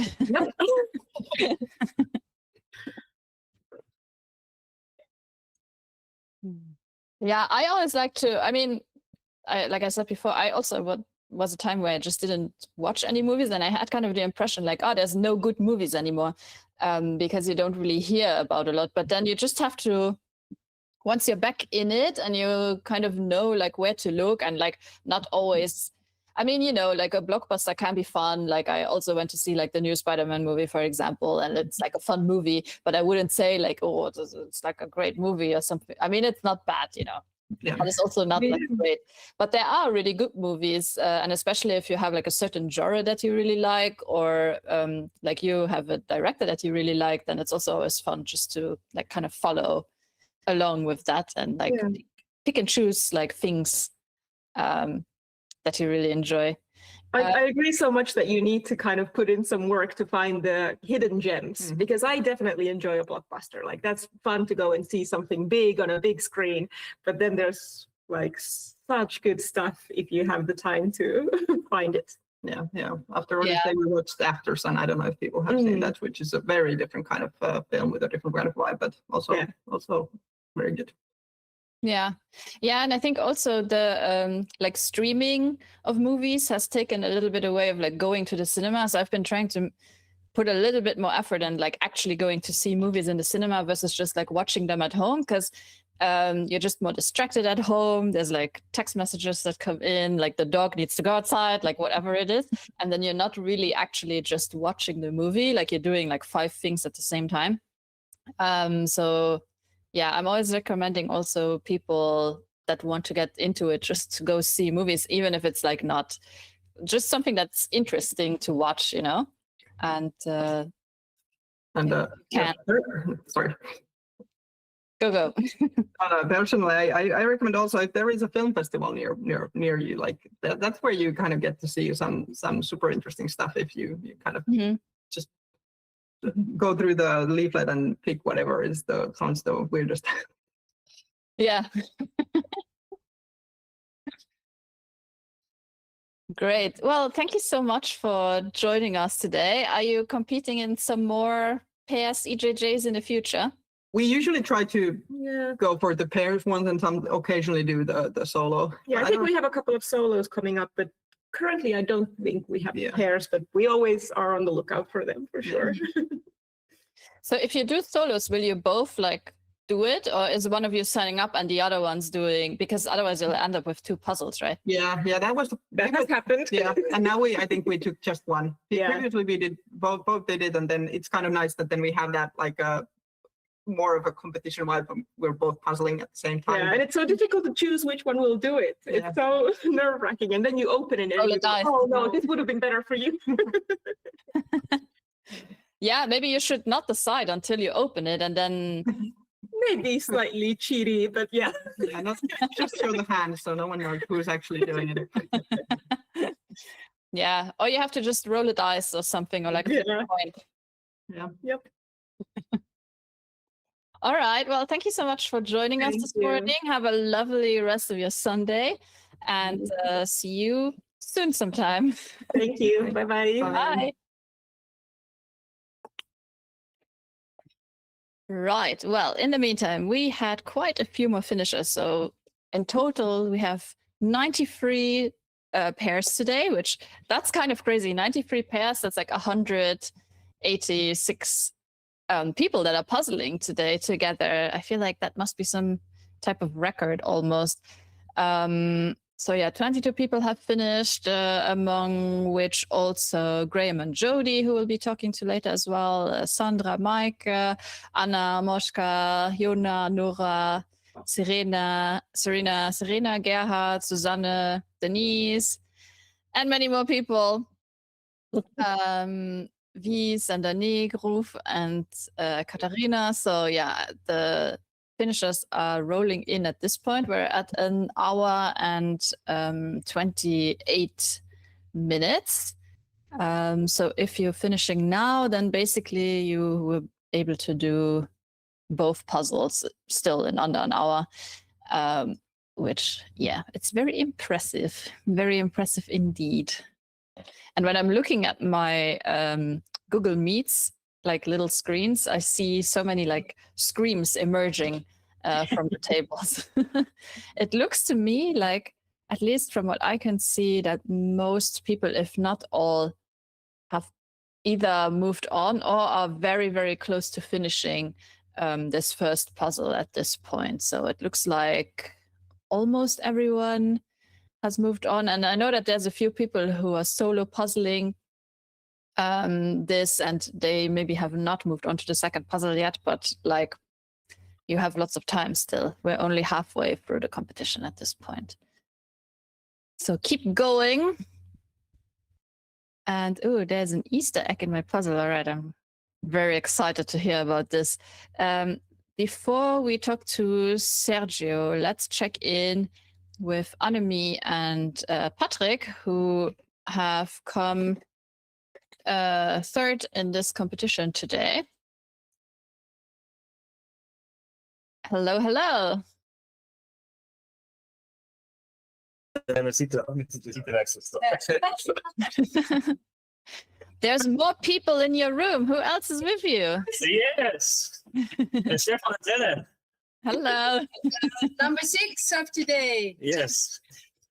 Oh, wow. We get a 2-for-1 in this interview. If you want to.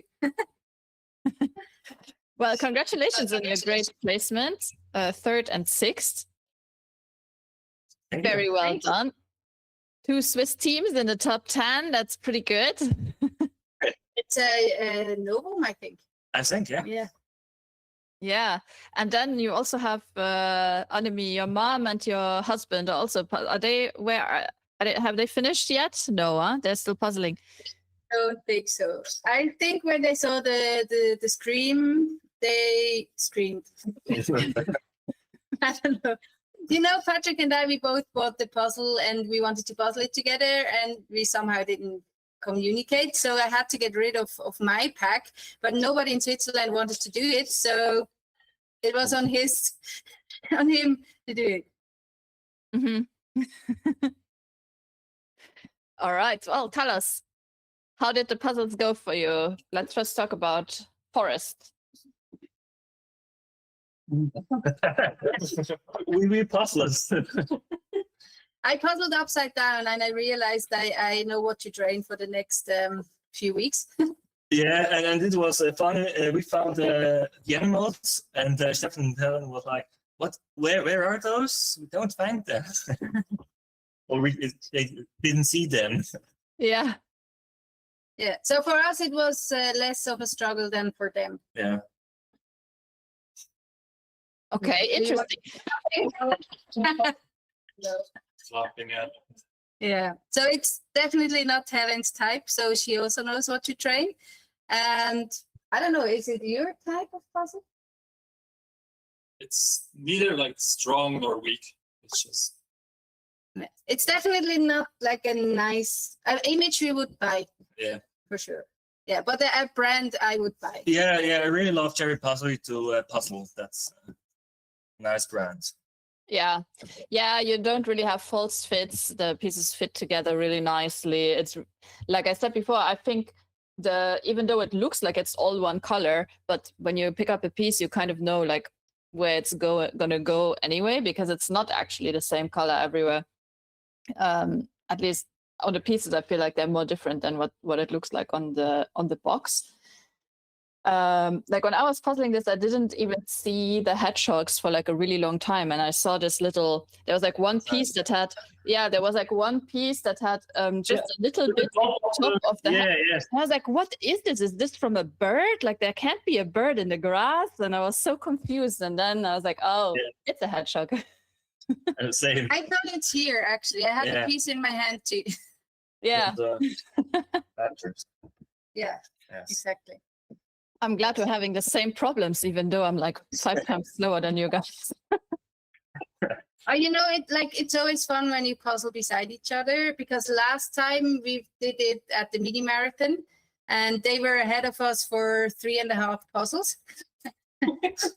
Which was really sad. So actually this morning I wrote to Fruji, Patrick and I will get our asses kicked by Helen and Stefan. But yeah, it turned out they have to train these kind of puzzles. And I think it's a matter of time. Yeah. Mm-hmm. Well, it's great if you can be in the same room with competitors that are like of similar, in your similar range of like how fast you can be. And then you can it's like an extra... It's really cool. It's pushing it forward to do faster, because you see, they're getting faster or getting closer to us, and you have to. Yeah, and you can also find the perfect combination, because Helen and I, we never puzzle together, and Stefan and I never puzzle together. So we already matched a little bit. Mm-hmm. Yeah. But you will be puzzling together with the 4 of you in a team, or maybe like today, yes. Somehow in the future, not planned. Would be nice. I think we would be pretty good. But the problem, I don't know how it is with other people. When you have a pair and a team, then you kind of pair and team up with them all the time. And then if you want to break up, then you also break up other pairs and teams.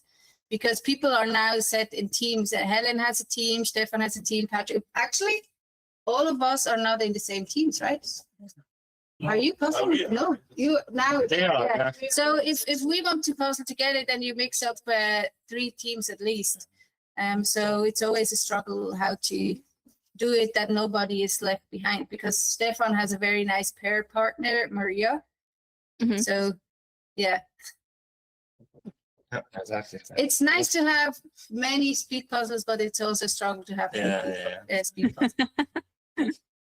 True. Yeah, I think it's nice because you can kind of switch around and try out maybe what works best and like which puzzlers complement each other the best. And then of course it always depends on the puzzle whether that combination is successful or not. All right, puzzle number 2. Claudia? Oh my that God, was Helen's favorite. I loved it. Yeah. She Whose was cat like, was "Oh, that? fast." That's Sorry. Stefan. Very Yeah. They're very young still, so they're running around, coming here, going again. Did you have to lock them out when you were puzzling, or do you leave them roaming? No, I leave them roaming. They actually don't go on the table. They just watch from afar. Yes. Handy. Yeah. Yeah, we've seen like some other cats that just come right on the table and just like, ooh, like stretch on it and stuff. I prefer the kitchen counter because it's where the food is.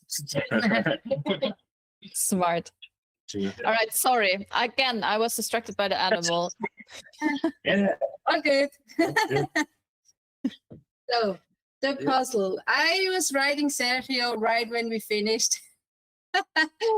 It was, yeah. When you're done, it was fun, but you realize it when you are done. Like it was a struggle. You had to fight through the puzzle, and you had to find you find your way through it. Yeah. And it's very good training for details. Yeah, but you can find some details or emojis that are have a white border, and so you have a little orientation where the pieces maybe go. So, Mhm. and also the color split isn't that bad. So And like Teresa said, it's good to divide into a pair. yeah, it's That good. was- Yeah. I just had false fits almost everywhere. I think I never experienced like false fits with speed puzzles previously, because the image was clear. You knew, okay, this fits there or not. And here I struggled. Yeah, especially with the lower part here. It Mhm. was like, no, so it was like in the end we have 3 pieces left there. So yeah, it wasn't the easiest part there. Yeah. The head was easy. I Yeah. did it. Who did it? Did you do it? No, Stefan did. See, Stefan is for the easy parts of the puzzle. Yeah, the hat I also found probably the easiest thing out of the whole thing, just because the emojis are really easy to recognize and it's a small section, and there's like the color variation within the hat as well. So yeah, it was the easiest to put together. And then I think, I don't know, maybe the green section, because you have these bigger bugs that you can kind of follow. And you also know the it's blue red one, tape. because in the blue one you have some violet here and some red here. Yeah. So you can split, or like the orange lines. I found it wasn't that difficult either. No. Yeah, it's like one of those puzzles, I feel like you said, Annemie, where in the beginning you think like, oh my gosh, like what is this going to be? And then when you do the section, you're like, oh, actually, you can kind of find your way through it. You have to like learn the different things that you can see and focus on. I was talking about before how like with this puzzle, I had to do a lot of like switching the lenses, like switching focus, where you can sometimes focus just on the color, sometimes focus on the emoji, sometimes focus on the shape of the puzzle, and where you have to kind of switch a lot back and forth. Did you have a similar experience with this as well? Yes. Especially with the last part in this corner, because you have to find Maybe the dogs, oh, they're a little bit brighter, or the smaller details in the top of this corner. So It's kind of had to layer your thoughts. Yeah. Like, I know those are like the smaller emojis with like a little more this color and this piece shape, and then you have to narrow it down in your pile. Yeah, like when you're looking at the handrail area, like the emojis are bigger in the front than they are in the back. So those, especially in the back ones, I felt like were easier to spot than in the pile. You could say like, oh, these are tiny, so they must go up there and not down here. Yeah. And Astrid, do you have any other questions about the puzzles before we move on to talking about movies? Yeah, just one. You were talking about being in the same room and it kind of motivating you to go faster. Are you on the same table? Were you on the same table today? So you are right next to each other. So how much do you look at each other to check how are they going, or what order are they solving? Like, do you look at each other, or is it just you're sensing how far they are? There are two versions. So I focus on my post. Period. Patrick? this time I didn't look that much on the others' puzzles. Sometimes I spot, okay, are we close together or ahead or maybe far behind? So this time it wasn't that bad. I mean, they are really talkative, so you notice from like listening how far along they are. They're like 2 minutes before they finish the puzzle already like, so what are we gonna do when you switch the puzzle? Do you put the puzzle on the ground and will I open the box? And you're like, okay, they're about to finish, I guess. We also once made a joke, but like after 5 minutes, it's like, okay. I also think since we struggled so much, and I felt really slow with this one. The first one. I think you notice them a lot more than usually. Yeah. So they managed to finish this puzzle 7 minutes faster than this. That says all about the speed of this puzzle. Yeah. Oh, yeah. Raphael, yeah. Oh, woohoo! Just see my husband and my mom on the screen. Sorry. Now I'm distracted. Go. Yeah, they're doing good. They're like, they still have all the blues left, though, it looks like. But the blues, I don't know. I felt like the blues were easy, no? Compared to the other sections. Really good, Yeah, the blue was easy. So, and also they finished the red part. red part, yeah, and that one, this isn't the easiest part, so. I know what happened when they opened the box. So my mom always puzzles red and green. And as you see, we saw the red and green part, and then all the rest is left for Raphael. And now my mom's Raphael said blue because she doesn't really like blue. And that's actually Raphael's color. So maybe he should do the blue instead of the brown because he is colorblind. And I think this section here is a big struggle for him. This is tough for someone who's colorblind. Yeah. It's So like they one of might those, it's like one of those colorblind test things where you see like a number, but you can't see it if you're colorblind. Yeah, huge struggle for him actually. Yeah, so he will go for the lines for sure. Yeah. Does he have a red-green color blindness? Yeah, okay. So then I'm not surprised that he's actually working on the blacks and the browns. Yeah. Yeah. He will yeah. And do you see all the unicorns on the back? So they have people to cheer on. Yeah. Yeah. They are supervisors. Yeah, exactly. But I really hope they will finish because they still have more than an hour, right? Yeah, it's 3 hours, so we have like a good hour and 15 minutes still. That's good. Yeah, and they they're will, still smiling. That's good. Yeah. Oh, is it 3 hours or 4 hours? Michelle is like, we're coming up to halfway mark. I thought it was 3 hours. Is it 4 hours, Michelle? Can you confirm? I think it's 3. Like the time is set 3 hours. Yes. Yeah. Okay. She says, sorry, 3 hours. Yeah, 3 hours. Yeah. So they will finish. I mean, I don't have a doubt that that they'll finish that. They will, yeah. Yeah. Yeah. Okay. Well, Do you want to talk about movies? Do you have favorite movies? Have you seen movies recently? Are you into movies at all? Yeah, for sure. I love movies. So. Yes. Tell me. Too many to talk about because I saw so many movies, also special movies like Rubber. I don't know if you know that. You know that? Yeah. Yeah, it's like a killer wheel, Yeah. like from a car. So it's Mhm. it's so special. I'm looking this up. Oh my gosh. I'm more into kids movies. So yeah, I rarely watch a movie because I prefer to puzzle or do sport or something. So like my favorite movie which had a meaning was Ferdinand the Stier, which is Ferdinand the bull. Oh, yeah. It's a gay bull, and he should be very strong and fight, and he only loves his bunny friend and flowers, and that's my kind of movies. I don't think it's worth to talk about these.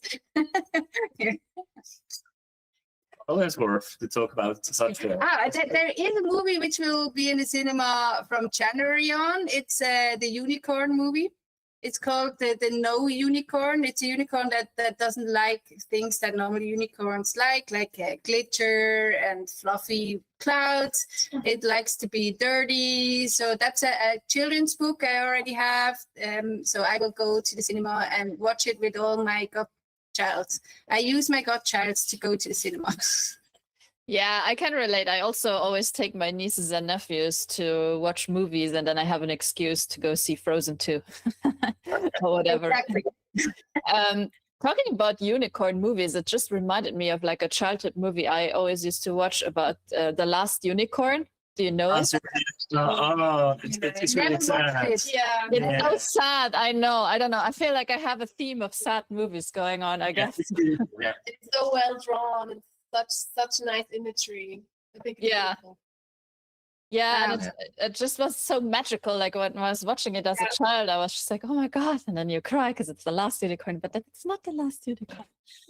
Yeah, and then the bull was like pushing all the unicorns into the sea, like, oh no, don't go, no, what's up?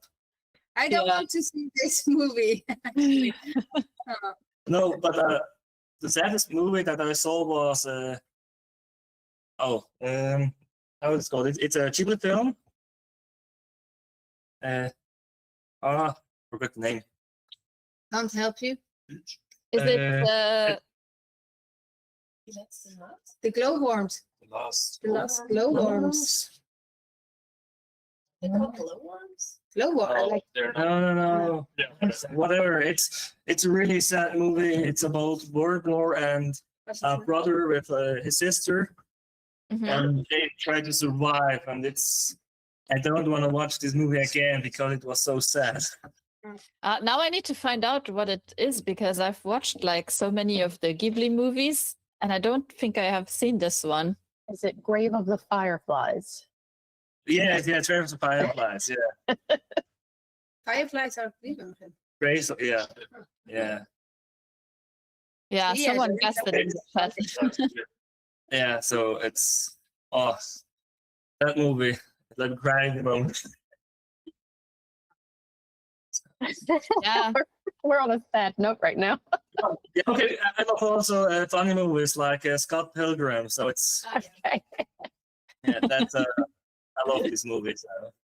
Yeah, I guess if you're asking about like movies that touched you, you're more likely to talk about movies, that moved you in some way, and like less likely to talk about funny movies. But there's definitely a lot of funny movies as well. Yeah, true. Any favorite movies from the people in the back? It's very boring. I love American Psycho. Yeah. So it's not really touching, don't worry. It's weird, but I kind of liked it. I don't really have favorite movies. I just watch them. I don't really pay too much attention to like the story or the deeper meaning of it. So for me, like the Ready Player One, it's like based on a virtual reality. Yeah. Yeah, I also like that movie. Again, it's like going a little bit sci-fi, but like not too like relatable sci-fi, I call it, where it's like not too crazy, you know. Yes. And nerdy, so Yeah. Wes Anderson movies, they're always really just nice to look at. Yeah. I love a Wes Anderson movie as well. They're just like so chill, you know. Yeah. And like they kind of calm you down. It's Yeah. It's like its own genre of movies in a way. Really cool. It's just so beautiful to look at. They always look like puzzle scenes, I think. Yeah. Why isn't there a line of Wes Anderson puzzle? There is a Hold Wes on. Anderson puzzle. Lawrence King, I think, if anyone's interested. I am. All right. Yeah, cool. I hear like from behind the scenes that Sergio is waiting to talk about his amazing puzzle. So I have to let you go now. I wish you a nice rest of your Sunday, some nice puzzle practice together, and yeah, see you all soon. Thank you to Sergio that he created this puzzle. It's really nice to have a puzzle from him. Yeah. Anything else you want him to know? I already wrote him. But yeah, it was Amazing. yes. I love them. Yeah, we want to know which is the single emoji. There is one emoji said that only.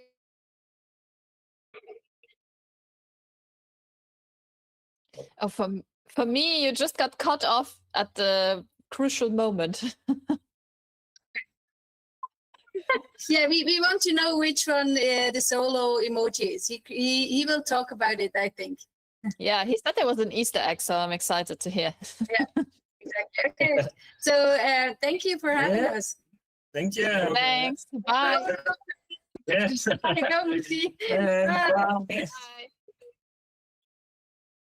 Yeah, just before we're checking in with Sergio, I just want to say we're officially over half of the people have finished the puzzle. So 53 out of 93 pairs, 54 out of 93 pairs have just finished the 2 puzzles, and we are at an hour 51. So there's still an hour and a little bit less than 10 minutes to go for you, everyone, to finish, I think. And now I think I don't see any other puzzles anymore, just all busy with Sergio's puzzle. Sergio, welcome.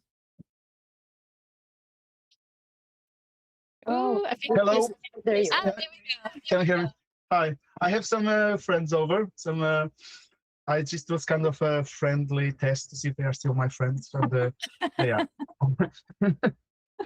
So I heard that there's some questions that you'd like to be asked.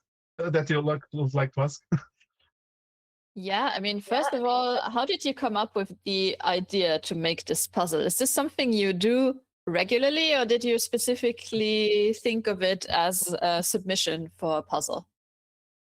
So originally, I kind of have a chronological way to explain it, and I wrote it down to see if it makes sense, if my idea actually makes sense. The thing is that Michelle, a long time ago, asked for puzzles, and I thought I want to contribute with the puzzles, and I actually started taking pictures of Bergen, the city the first city I came to Norway.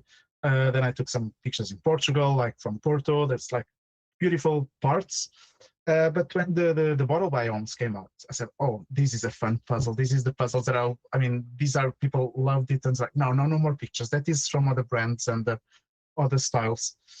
And by at the same time, Michelle posted something about some museums putting the arts that is public domain. That's like arts is public domain, so you could download high quality pictures from some museums if you want. Mm-hmm. And my original idea was to make a pixelated form of the screen, but I don't know, there was something, it came an idea that many years ago I saw someone doing Pokemons with emojis on real time on YouTube, like they were like a fast forward putting, but really advanced, like you could not see there were emojis, and they were really professional on that. So I use the software that I normally use for science, like to make scientific plots and graphs. that is vectorized. So I don't have the creativity to. I'm not an artist, so I just found these emojis that I put together, and so I was overlapping the real picture to follow the brush and to follow the colors, but not too much because it will. I mean, the tomato is always the same color of the tomato. So but the main illusion was to be like from far away to see, what painting it is, and from close up you see the emojis. Yeah. Talking about emojis that you asked, I didn't design the emojis. So the disclaimer is that it's written in the box that these emojis are from a university in Germany. That is the University of Applied Design in Gmund, if I'm pronouncing it correct. I don't know how to pronounce it. But this is a project with dozens of students that they have these emojis that you can actually download. You can edit it, you can change the colors, you can change the shapes in a certain way because they are really editable. And they are in vectorized because I start looking for emojis in vectors. So and they are free to use. They're open sourced. People actually can contribute to the list. So I needed something that was free to use. So no copyrights, but they are credited as they should.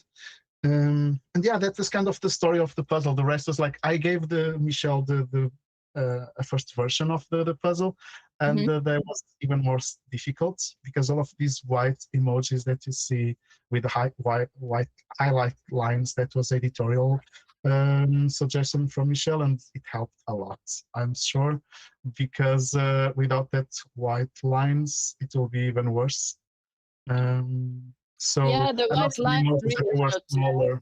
Yeah, the small emojis in the far away on the balcony also was a suggestion from Michelle, so it helped. Yeah, so gladly it's puzzleable. Yeah. So how did you have to like place every separate emoji into it? Yes. Do you know how many there are in the image in total? More or less. I have an idea of the emojis, how much emojis there are. I don't want to say the number, because I want to do a giveaway, and the person that gets the most closest number of the real number of emojis, I will count them. Of course, this is easy. I open software, I see how many objects I have, and I will have a really close number. But yeah, I will start working on the post for the next days. But if people guess the closest guess, then will be the winner of a copy of the puzzle. So the pair doesn't have only one puzzle, but they can have two. So stay tuned. If I could just throw out a number out there right now, and that could be my entry into the thing. I don't know. It must be like. It's more than 100, I promise you. Yeah, I'm thinking more like 4,500 is what I'll say. You'll need to follow me, put a like on the post, and to put a comment, but let's register that. I will. Yes, but about the process of putting them together, what I did is like I needed reds, so I went to that web page and I found I went, for example, for fruits or food. That the category was food, and then I saw everything that was red. But I wanted not just all tomatoes or all apples. I wanted a little bit of diversity as well. Or the ocean. I had fish that were orange, and then I changed to be blue. So I tried to keep them a theme-ish, even though because the selection was also not huge, I could not. Yeah, I needed to keep. And then I have like all the emojis I did mirror, so to have a little bit of diversity as well, to don't be all segmented, otherwise it would look like bricks. That was not the intention. And then I selected like 4 or 5 and copy, paste. And then I was actually with the mouse collecting one to hide the background picture. I didn't want to have any white spot. That was also the challenge in the end. So yes, there was I did during Christmas time, so it was in front of fireplace and around with my family, asking what I was doing, playing around, because that was not work for sure. And but yeah, it was a lot of work on that. And my main concern was like if people didn't like it, because I spent so many hours on that. If people didn't hated me, I hope I don't lose followers or friends.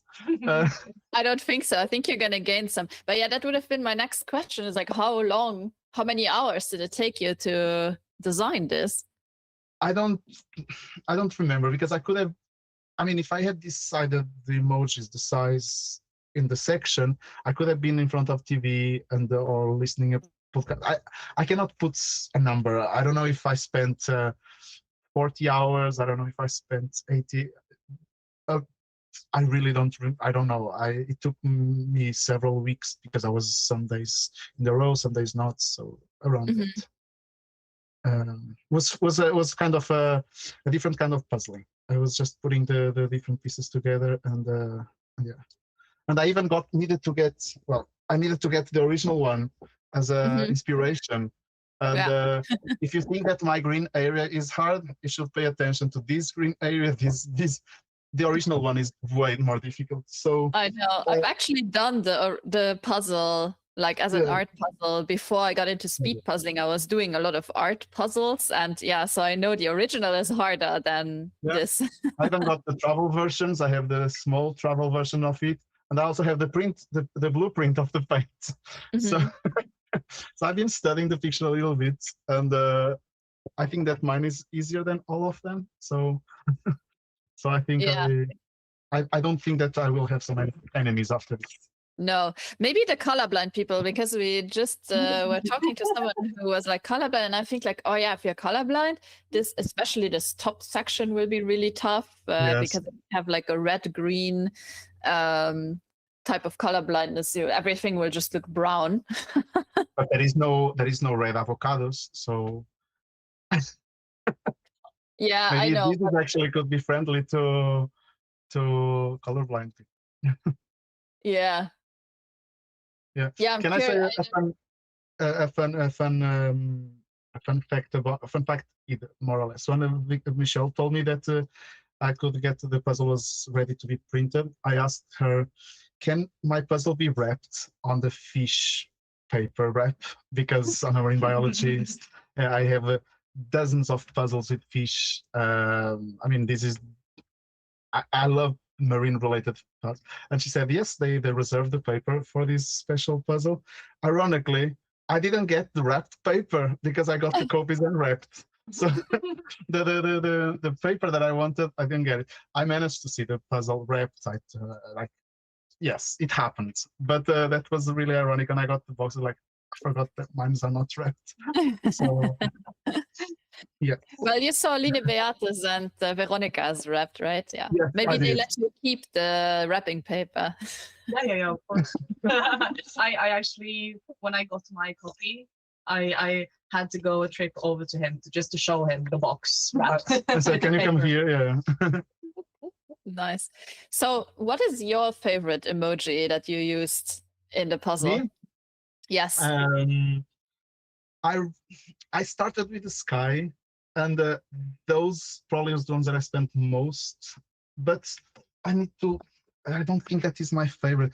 I would say that my favorite would be the otters. They are really cute. That is the brown area in the ocean on the sea. And the jellyfish also, was really funny to play with them. Yeah, I think that probably will be my favorite emojis too. And the whale, I think the whale was also, there was 2 types of whales, so they were really nice as well. So I'm not sure which was the favorite, but if I need to choose one, then I go for the otter because they are really cute. And if you see closely, I just noticed now, the otter is also doing a little scream face.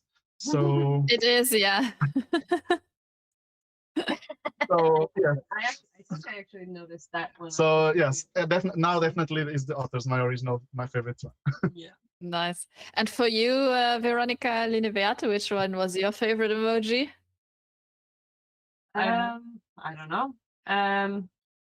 Actually, like when I was doing the others, I thought those were really cute, and it was a fun little blob to put together. But and also I started with the avocados, and that's kind of when I realized that they are all facing the same direction, like they're all the right side up.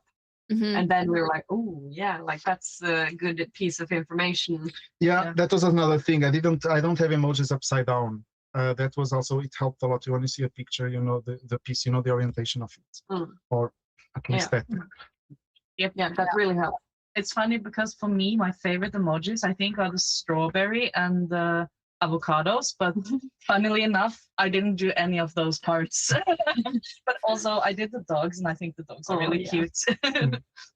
Yeah, they are very cute. Do you have any favorite part? Any favorite emoji?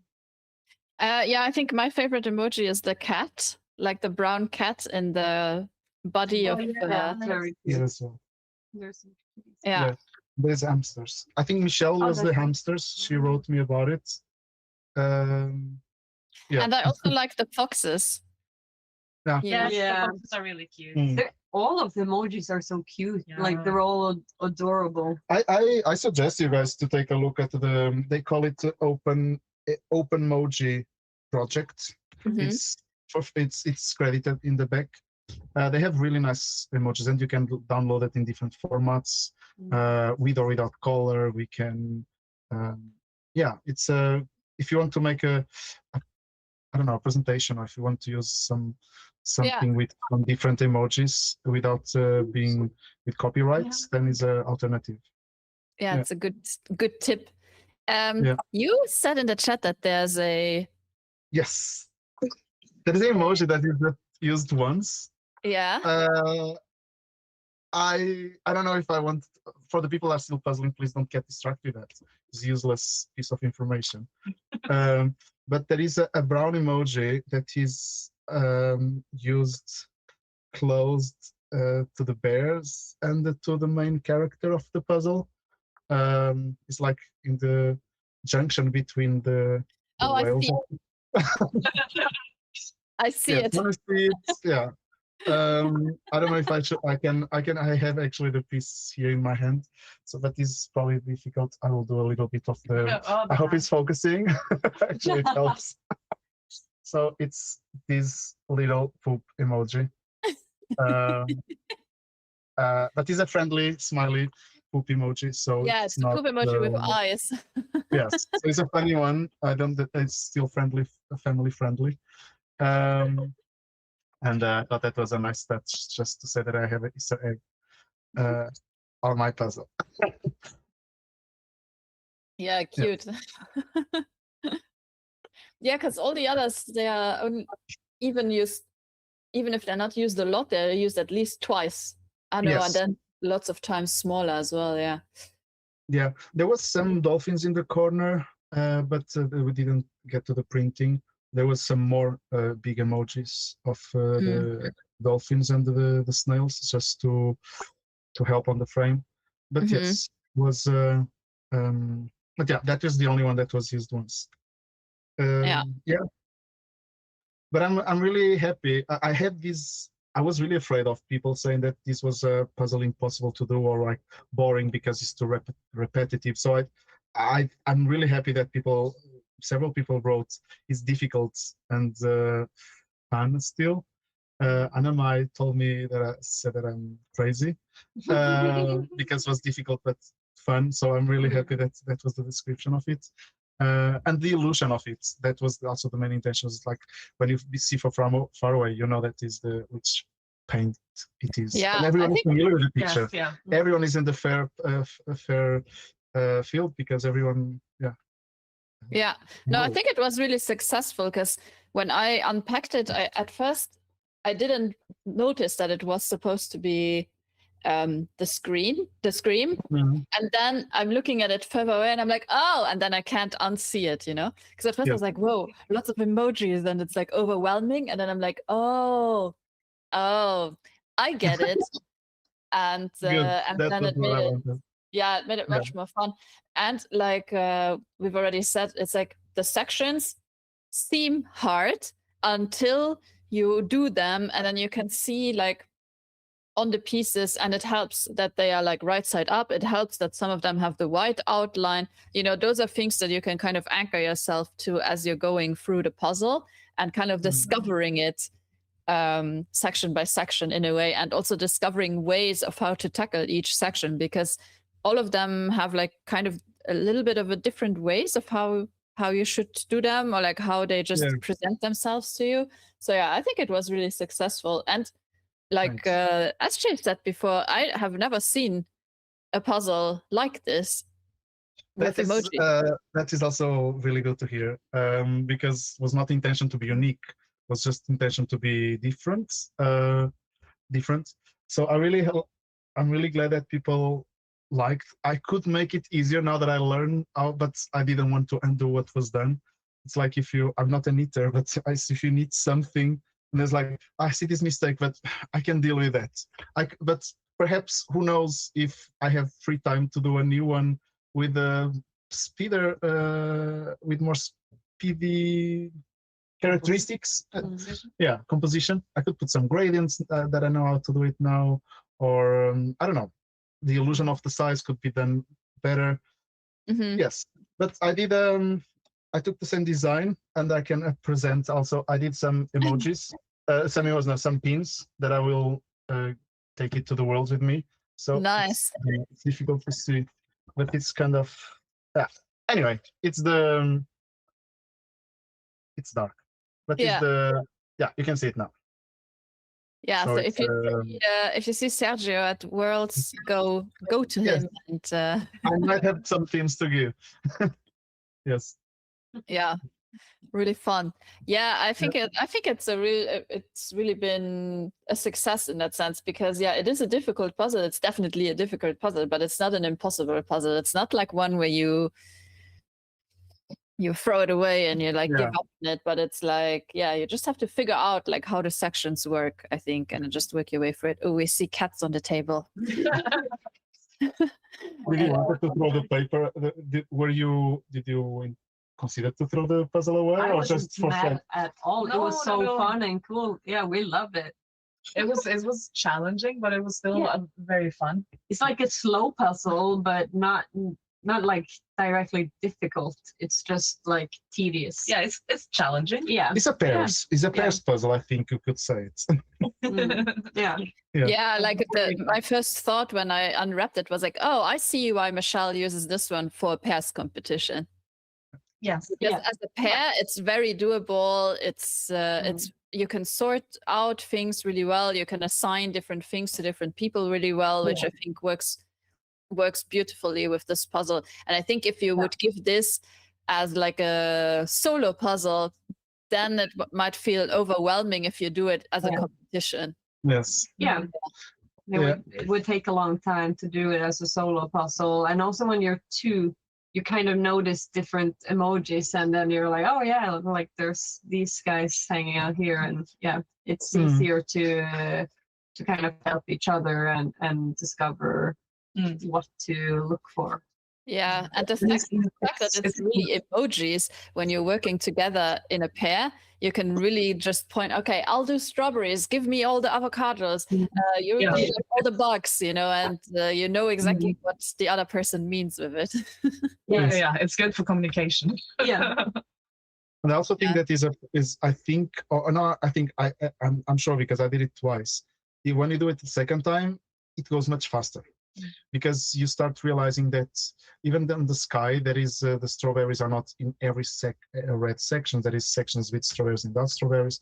There is steaks that are just in one section of the red. There is pineapples in one section. Like there is some emotions that are repeated in certain sections. That was kind of the intention, but it's difficult to do it at the first time to notice those cues. I can't wait to do this puzzle by myself and do the whole thing. It's going to be so fun. Yeah. Yeah, I'm curious. Over the next couple of days, we'll be seeing a lot of, times of this on my speed puzzling, I'm sure. Yeah, I hope so. I'm embarrassed to put my time yet, because I did less than 2 hours. But still was so I don't as the designer, I feel embarrassed to be the slowest of doing my own puzzle. I think this is going to be a slower puzzle, especially for like most of the people. Even I don't think anyone, if anyone can do this in under 30 minutes, I would be I wouldn't comprehend it. I feel like even faster people. Don't underestimate the power of the puzzlers. I mean, I'm always happy to get like a surprise, but yeah, I just don't see it happening. At least not on a first try. Oh yeah. Yeah. Well, yeah. And I cannot ever, and I can never call it my first try. So I don't have a first try on this puzzle because I knew the image anyway. So Yeah. yes. But today we will have a gathering here soon. Some people from Oslo, some friends of mine will join. We rented a room to be puzzling, so I'm sure that Nice. some people want to try it as well. Some people are just finished, and yeah, we also have a video. Aw, cute. And yeah, Very this is cute. Wendy. When I designed the puzzle, I didn't have Wendy. Otherwise, I would have put a black and white dog. Maybe who knows in the future? Yeah, there will be a Wendy emoji next time. Yes, I'm sure we will. Yeah. So Leniverde and Veronica, you knew that that this was a puzzle that Sergio had designed. What did you think? Had no What the idea. puzzle I would kind of be. knew that it wasn't going to be fish related because he was like, "Hey, you're not gonna know." Yes. Yeah, so I was like, I had no idea what to expect. But I also kind of got the feeling that it was going to be a little bit hard because it was a pairs puzzle. So I was like, okay, there's a reason that it's going to be for pairs and not individuals. So I'm like, okay, yeah. And also he was scared that people were going to hate him. So I'm like, okay, this is interesting. Yeah, that was the only thing we knew, that he was quite scared about this launching and what people would think. So we had an inkling that it was going to be hard. Yeah. But still, I was pleasantly surprised. Yeah, opening the wrapper, I was just like, Sergio, what have you done? Because I feel like it was so left field. It was nothing that I could have imagined. And it's also because I think it's so unique that I haven't really thought about seeing this. I don't know what to say. I even bake pancakes to keep the friendship. Yeah. Today they ate pancakes, homemade pancakes just to keep the friendship. Yes. No friendships were lost. No friendships were lost. Or at least not here. We will see. I know we have some other friends that has done this puzzle today in the stream that are going to meet up later. We will see what they think when they come. I have a friend in Stavanger who has done it, and she gave no comments to me, but I know that she sent messages to Sergio. I'm excited to hear what she has to say, because I've been at her place twice since she done it in a Pairs Flex. You did. And she had to hide the box away. And I was like, oh, I can't wait to see it so I can discuss it with her. So yeah, it's going to be fun. She actually it was Birgitta. Yes, the knitting puzzler. The knitting puzzler. She had been in the comments. I believe that she's watching. She was the first commenting that I got. Yeah, because they did it quite early. I was actually with Linda to say I got my first comments, and then I closed the phone because I didn't want to say more. But I was happy. It was the first feedback and also was positive, so that was really good stuff.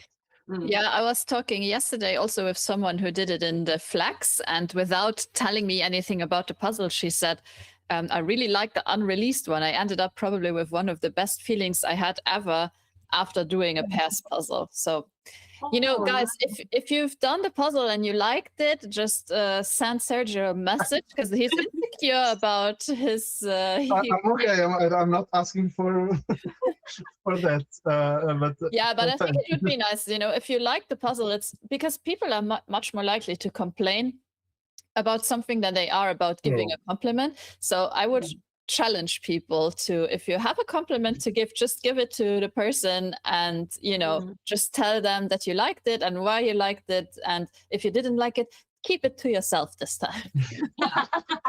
But honestly, I don't think there's people who hate it or anything. I think it's like we said, it's a challenging puzzle, but I don't think it's a puzzle that is that people are loathing, or that are oh no, never emojis again. I think it's more ooh, this is a fun concept. Why haven't we seen it before? Yeah, I'm really happy. Yes, but I don't know. Do you think I guess that you could be thinking about fish, and also even the wrapping could say fish. Yeah, my But- first thought was it's probably fish. Like when I first heard you were designing a puzzle, I immediately thought fish or like ocean themed. Yeah, Yes, for sure. I mean there is fish there. Yes, it's true. Several There's colors always actually. fish. Yeah. Because the funny thing, and the totally coincidence, Veronica and Lynn Beat, when Michelle sent me the picture of, because she did the puzzle and sent me a picture of Michelle with the puzzle, and she was on screeny face, and I was like, this was the Norwegian Nationals, was when we were in the hobby room, and I was like, oh, Michelle did the puzzle, and then I I cannot say more. That was and I wanted to. This was hard. This special this weekend, Veronica is spending the weekend in Oslo. Yeah. Like to not say stuff. It was like, Yeah. let's change topic. I have all the And- copies in the but- basement. The fun thing is that we planned this weekend before you knew which weekend was the competition. I'm Exactly. so Which is glad funny. that I coincidentally were here. Yes. And I got to do it with Lena Batten. Yeah. When we were talking about the dates, I said, Michelle asked me if I was free this week, and I was like, and my agenda was not free. But then I opened, oh, it's a puzzle weekend. So yes, No, I'm it's totally free. I'm sure my boyfriend is really sad that he didn't get to join on this easy puzzle. Usually when we do the Paris mini marathons together and it's a difficult puzzle, I just send him to make coffee so I get the time to think. So I think we probably would have to do this on this one. Yeah, I think that he appreciates. And I already gave a copy to the pair, so they, as a pair, they both have a copy. Yeah. Yes. So I'm really happy. It's made my day. So So now you have more puzzles that you can give away as presents. So you have all your presents for the next couple of months sorted, I assume. yeah, my sister asked. She's not a puzzler at all, and my niece, she's 12. They asked for a copy, but I don't think that I don't know if I don't think that they know what they're asking for. But most likely will be this kind of copies to display, so I can actually have a copy in Portugal and a copy here in Norway. Yeah. Mm-hmm. Yeah, but even if they don't know, it's still cool to have, because also there's a picture of you on the back and like a little blurb about you and who you are. And Yes. yeah. Yeah, and when I wrote these texts, I asked Michelle to keep the emojis that was intended, and also I realized it's another coincidence that in my Instagram, my posts of describing the puzzles that I do always come with emojis that describe the picture. And this morning I clicked that, so it was totally a coincidence. But on my everyday life, I don't use emojis that often, to be honest. I actually use the old version emojis of the 2 dots under the close parentheses or the column, and like the old version emojis before the emojis was a thing. So I'm not a emoji user. It just was my way of drawing, because I don't know how to draw. Yeah. Yeah. But yes, that was an adventure with a happy ending, I believe.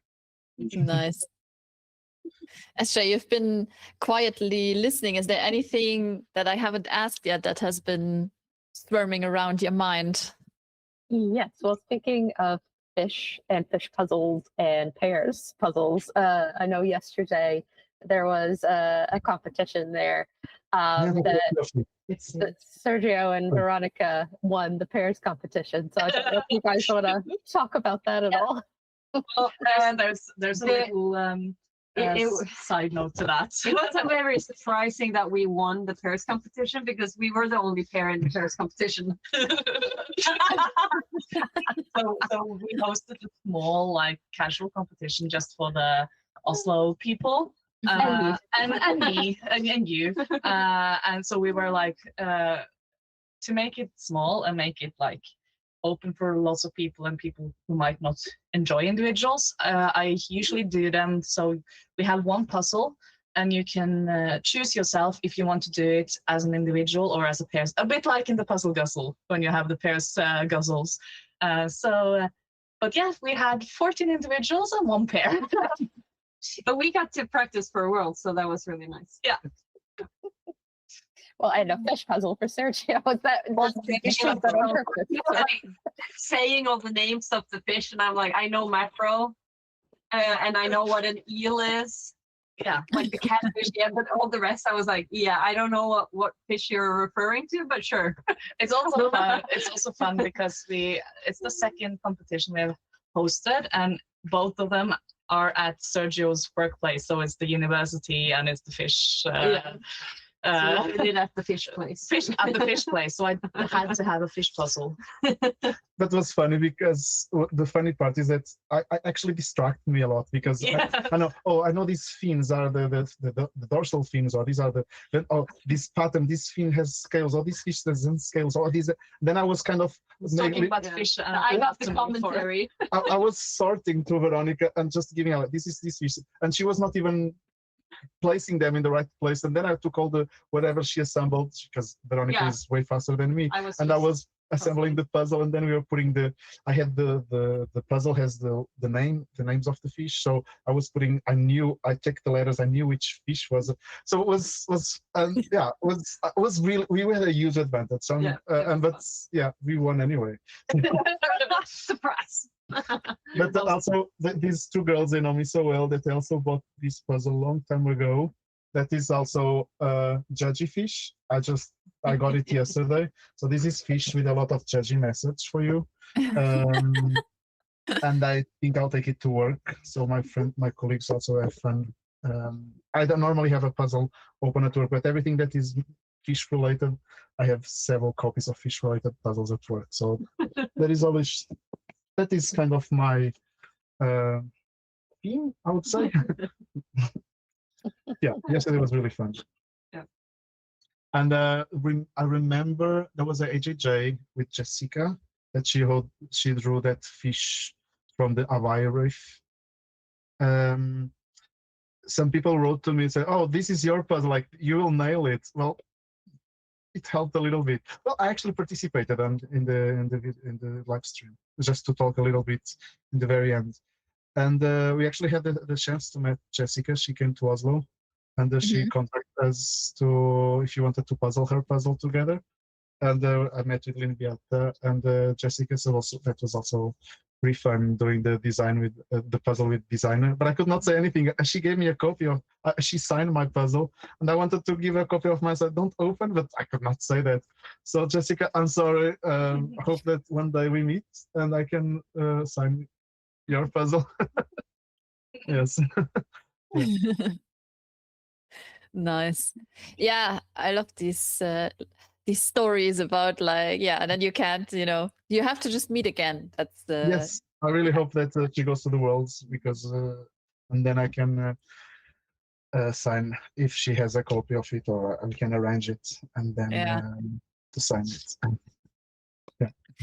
Do you have any other tips for the people that are still puzzling now? Like maybe something they can look for, a little insider tip on certain sections. I think one of the best tips is for the railing on the bridge. You have the smaller emojis further away. It's a really great tip to tackle that section of the stripes for the bridge because it's tricky. Yeah, the rails are probably the trickiest part. But on the other sections, for example, on the light brown, the left corner down, I wanted to imitate the wood, like the length of the wood planks on the terrace. So if you see, for example, I don't know, horses, they are not everywhere. They most likely are in diagonal, or not all the time. I'm seeing now. Maybe horse is not a good example, but the roasters and the hamsters, they are only one specific section. The beavers are a little bit everywhere, but it's kind of, they are not everywhere, but yeah, that's, and on the sky, the strawberries only appear on the top section and under section, the watermelons only in the middle, the steaks only in the middle, the pineapples only in one section, mushrooms are on the top. So if you know it, or in the ocean there is puffish that they only appears in one line together with some red shrimps. So there is some here and there that could help, but you need to do the puzzle second time to take advantage of all of these tips. Yeah, and the bugs. I try to these highlight animals. I try to don't repeat them, but definitely the highlight animals with the white lines. Yeah, They are the lines. most important guide. Yeah. They help. Yeah, a they are lot. great anchors. Yeah, anchors. Yeah, that's the word. Yeah, now I got drawn into the puzzle again. Yeah, but did you notice these white lines? Yeah. In the beginning or too late? No, immediately, like because I Right. started with the green section and I immediately saw those bugs with the white lines, and I did those first, and then you kind of have a little. Then there's not that many pieces anymore that fit in between. So Yeah. yeah, definitely helpful. I try that. Yeah. Yeah. That is really cool. Yeah. Also for the darker section, you know, the body of the person, you have the bats, you have the cats, you have those yaks or whatever they are, like wolves or something, Or buffaloes, I'm not sure. bisons. Yeah, they are really sticking out. And once you have the wolves as well. So once you have those in place, then you can already kind of connect the sections, and then yeah. And also a tip from me is like, you just like with any other puzzle, if you have these borders between like the red strawberries and the blue ocean, or like the green bugs and the blue ocean, or the, you know, these lines that are in there, they are really good. Yeah. Yes, and again, the emojis always have really similar orientations. There is not a vertical or 90 degrees rotation. They are always pointing similar rotation between them. Like maybe the whales are the ones that I went a little bit more. Yeah, the whales, they are a little bit more jumping around and rotating, but the other ones, they always have the same orientation. So yeah. Yeah. Great. Maybe as a final question for you, what's your favorite movie and why? I didn't. I need to think about that. Well, do you guys want to answer first, or? Oh, my favorite movie. It's hard to say, but I think one of my favorite movies is House Moving Castle. It's just it's just beautiful, and the music and the scenes. It just. I mean, it just hits the right way. I don't know. I also heard people talking about Project Hail Mary, and I also really, really like that movie. I had read the book before, and just the relationship between Grace and Rocky, and how you can meet this alien, and he's just this really lovable, non-selfish little guy. It's amazing. It made me cry a lot when I saw the movie. Yeah. For me, I don't know. There's so many good movies. It's really hard to like pick a favorite. And I also love a lot of different genres as well.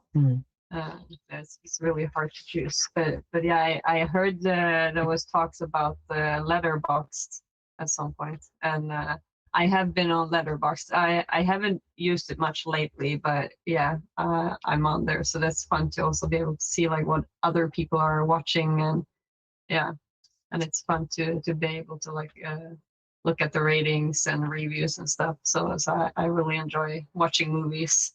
Lately, it's more in the TV series. Yeah.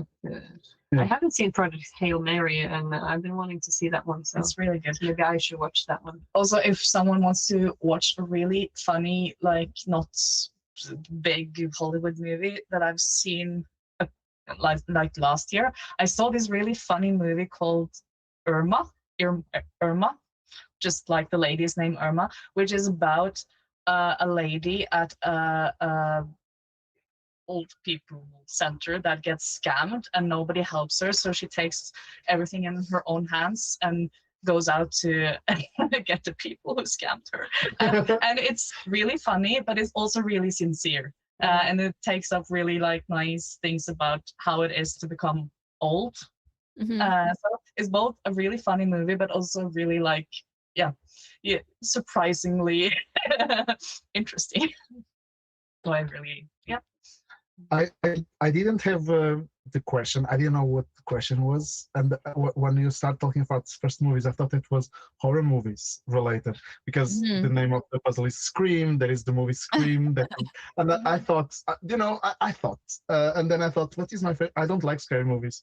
Like, what is my favorite scary movie? Something that I watched twice, for example, was the movie Orphan. It's a pretty creepy movie. That is a girl that is adopted, and she's creepy, and I will not say whatever happened, but she's really creepy from the very beginning. She likes to use vintage clothes, and the creepiness starts from there. And then I thought other 3 movies, but then they told me that these impact movies, so something that's a bit, and then I thought movies that I watched more than once, or someone that said, I want to show you this movie, or you must to see this movie. There was the Imitation Game, about the First World War, and there was underdogs mathematician that no one believes in him, that is not good enough, and he cracked the code, and it's amazing. And on the same note, there was the Hidden Figures, that with mathematician women, that they are really underestimated, mostly because of the skin color, but they solve everything. And the Maid, again, the same topic, underdog, and no one cares about them, but in the end, they win the game in the way or another, of course. Well, yes, and those are movies that I don't know, this conquer of like, I will prove you that I'm right. Eat my words, something like that. This is yeah. I was almost quoting the movie, but no.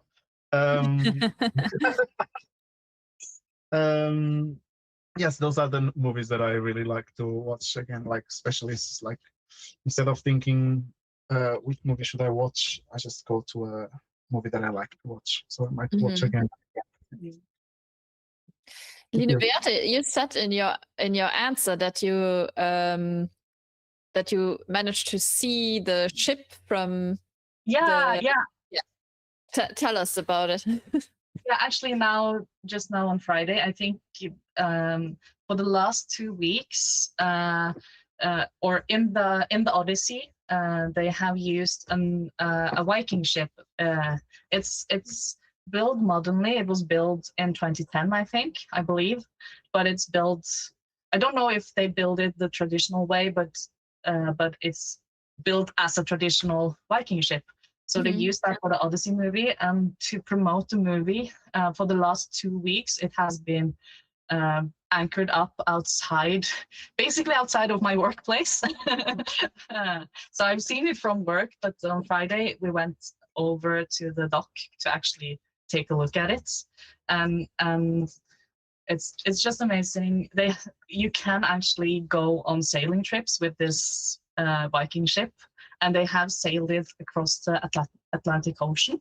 And it was just so impressive to see something like that, and think about back in the Viking Age, that they actually went out on sea and sailed quite far in those kinds of ships. And like right now, the modern ship, it has like radar, it has modern technology, but they still use like the one sail, which is really much harder to sail with than more modern ships. But still, back in the day when you didn't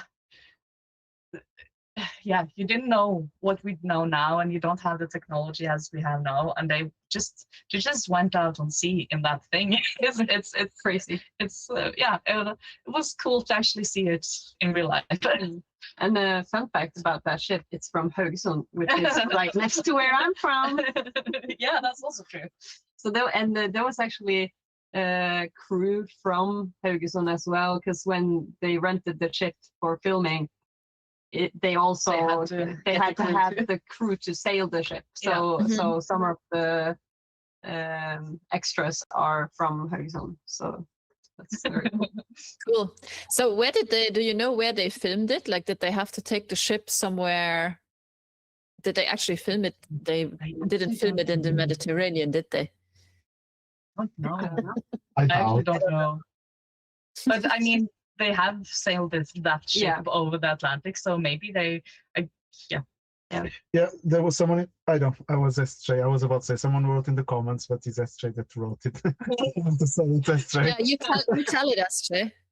I know someone who did that crossing of the Atlantic. She helped sail the ship. She's probably the coolest person that I know, because she's like a travel guide to really remote, hard to get to places, and takes people like to Antarctica or like really difficult mountains and so on. And yeah, so she knows how to sail ships, including old Viking ships and things like that. So yeah, it's really neat. that's so cool. Wow. Incredible. Yeah, that's really cool. All right, guys, I think I'm going to leave you here because we also still have Graham and I don't know if Jodie's joining as well, waiting for us to chat with them. And we have a little under 20 minutes left in this competition. So I didn't want them to wait for nothing. But thank you so much for talking to us, Sergio. It was really interesting Welcome. to hear. It was a pleasure to finally yeah. put it out and say all the things that I wanted to say. And good luck to the ones still doing, and congratulations for the one that already finished. Yes, I hope to see a lot of you in the worlds as well. And I hope I don't have enemies. Oh, I don't have enemies. I don't have enemies after this. No. Thank you for having us. Thank you. Yes, thanks for having us. Bye. Bye. Yeah, and just before we ask Graham to join us, just a little update. So we had 85 finishing pairs, and there's still 4 pairs puzzling right now. So go. You have, let me see, you have a little over 18 minutes left still to puzzle. Every piece counts. Eva, Lisa, you can do this. Yeah, you're so close. Alrighty, Graham, thank you so much for waiting this long and actually joining back in. Is Jodie with you? Is it just you? Yeah, it's both of you. Hello. Hello. Good morning. How you doing? Good. How are you? Yeah, very well, thank you. We've done some puzzles. We've had a bit of breakfast. Some of us have showered. Just got showered. Amazing. Well, tell us about your experience with both puzzles at first. Do you have a favorite? I think favorite. I mean, probably the emoji scream is my favorite. Yeah, easily. The Forest Heart, the Chokatsu one, I had done before relatively recently, I think, because I think I recently just did it again to then sell it on Vinted. I've now listed this copy also on Vinted if anyone wants it.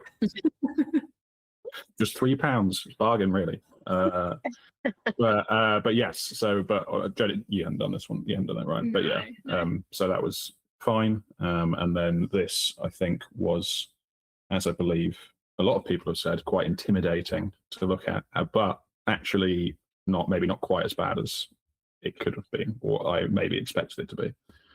Like when I saw it, I thought of the Powerpuff Girls 500 sort of challenge, where it's just like those strips of color with all the Powerpuff Girls in it that we have also done as a pair, and we didn't have a nice time doing that one, I would say. But this was, so that's what I thought when I saw this. But it was actually, hard, but manageable. For you, I think you did maybe 80% of the puzzle. I don't know, but yeah, I like the scream. I have not seen anything like this before, so from that aspect, it's really, really fun. I liked looking at the little emojis, but I had no idea what was going on. I didn't notice until 10 minutes after we finished that it actually matches the composition of the painting. I just did not clock that at all. So that's good. Yeah. But did you only notice it when it was done, or did you not see it at all? I think Graham told me. And then I looked at it and I was like, oh, right. And I, at that point, kind of understood what he was telling me about the far away emojis being smaller. Like, I had no idea there was depth in this picture. So, Yeah. but you know, it's early. I'm not the most morning person. I'm just here to help, I think. Yeah, and yet you still managed to reach like a pretty good placement with this. You came 11th with an hour 13. Are you happy with your placement for this? Yeah, absolutely. Yeah. I think as Joe said, that the mark of a champion, or maybe it was you that said the mark of a champion was like still thinking about ways to improve when they won, when you won the competition. I think I think we did fine, and I was very happy with that. So I've no. Not a champion. Yeah, same. I'm also like, I can't relate because I'm like, I do great. Yeah. Yay. I feel like we didn't even argue, so I think it was like a very successful morning of puzzling. Yeah, great work. Are you usually bickering when you puzzle together? I would say Graham thinks we are, but I don't. Okay. I think, yeah. Well, I think in the harder puzzles specifically. So obviously, like in the EJJ pairs puzzles, they're quite often pretty tough. Another one, I guess, this reminded me of a little bit was the Hello Kitty round puzzle from like a couple of months ago. I feel like we had some arguments during that puzzle, and we didn't during this puzzle. So again, I don't feel like we were really arguing. No, that one was definitely tough. Yeah. But this one didn't feel anywhere near. No, exactly. Yeah. But this one, we had the Cherry Patsy to kind of ease us into like being awake and doing a puzzle, that kind of thing. So that was a nice like lead in. But yeah, no, I don't think it's as hard as it looks, especially when you have a Graham with you, which is always incredibly helpful. Oh, and Ife, Lisa and her pair, they just finished. Congratulations. Yeah, well done. Well, I have to ask the hardest hitting question. Oh yeah, Paul. click done, click done, click done. What did you guys have for breakfast? We had crumpets with topped with peanut butter and like a cappuccino. Oh, look. Fair enough. I don't know what you want me to say. Like, what were you hoping for? Honestly, crumpets was the right answer. Yeah. Shout out to crumpets. Yeah. Lovely stuff. Well, It's do you one of guys, oh, go ahead, Catherine. I was just gonna say, crumpets is one of those things that you can't get anywhere. I mean, and you can, and if you get them here, they suck. So can't relate to having a good crumpet. That is devastating. Right, yeah, they're great. Yeah. I mean, I don't think we were planning on moving to any other countries anyway, but that's really cemented it. I think we've got to stay in the UK. No, I mean, last time we spoke, you told us about your travel aversion. So yeah, absolutely, yeah. It's the lack of good crumpets that keeps you rooted there, yeah. Oh, do you guys want to talk about movies with us? Because I will say, Graham, you were in the YouTube chat, like firing off knowledge about movies. So are you a movie guy? I would say, I can't remember, was it the second place pair that said they used to be movie buffs, but now are not? That's sort of my position. I reckon I watched until early 2024, I watched almost every movie that like big movie that came out or like fairly noticeable movie. And then I sort of happened to discover speed puzzling, and now I watch so few movies. I think maybe we've watched 3 in the last couple of months total, including like at home. And we went to the cinema this month for like the first time in possibly this year. I don't know. I think because I said, do you want to go see the Odyssey? And you were like, that's going to take 5 hours out of your puzzling time. It's like, no, but let's not go see the Odyssey. And so which movie instead? So we saw the new Spider-Man movie. That's only half an hour shorter than the Odyssey. Yeah. You could have watched the Odyssey also. Yeah, I've also heard the Odyssey's quite loud. I don't know. I mean, Spider-Man was pretty loud as well. I think that's mostly just the IMAX experience, or like that. That's the sort of selling point, is it's really loud. Yeah, well, yeah, but it's loud in a way where some of the things are very loud, but it's not like too loud in like weird places where you wouldn't expect it. Like it's loud where it should be loud, and then it's very quiet at other times where you don't hear anything, and you could like literally hear like a pin drop, and you just go like, ooh. Yeah, I will say I definitely saw Dunkirk in IMAX, like when it came out a while, like whenever that was, 10 years ago or something. But that was like almost painfully loud. Like that was like, but like, Yeah. Like I've seen Marty Supreme in the cinema, and there it was too overwhelming. Like the loudness, it just overstimulated me because it was too much, and like it's a Safdie movie, so it's like very hectic and stuff. Stressful. Yeah. So there I was really like, oh, like I'm not enjoying this. But like with the Odyssey, like I said before, like the whole score is like just undermines like what you're seeing on the screen, and it's not like this, it's not taking you out of the movie, whereas like with Marty Supreme, I was like, can we stop the music, please? Like I want to hear what they're saying. You've just reminded me of a film that did have an impact on me. I don't know why I didn't say this earlier. Because I saw it in IMAX, so in my head it's like not a movie. It's like it's its own thing. But it's called Epic. It's Elvis Presley in concert is what Epic stands for, and it's Baz Luhrmann did the Elvis film a few years ago. And got so immersed in the world of Elvis and Elvis's music that he made a documentary out of all this archival footage that he was like the first person to lay eyes on. And so he reconstructed the kind of like Las Vegas residency years of Elvis into I guess you'd call it a documentary. It's kind of an interesting genre, whatever it is. But I saw it in IMAX, and it was loud, but it's like it needed to be loud because it's Elvis in concert, so like it was perfect actually. But I'm a huge Elvis fan, and so seeing that in IMAX like blew the hair off my head. I was just thrilled walking out of the cinema. I imagine you going like, honestly, well, the IMAX in London is like really steep seating, like very, very vertical. So like if you stand up at all, or you even look down, like during the film, it's just like a whole sensory overload. And so, yeah, I was losing my mind by the time I left in the best possible way. But yeah. Yeah. So you said you were into movies like before, but like what kind, did you just watch any types of movies, or was there like a specific style or genre or something that like had I'd say I watched any type of movie. Every movie, like literally.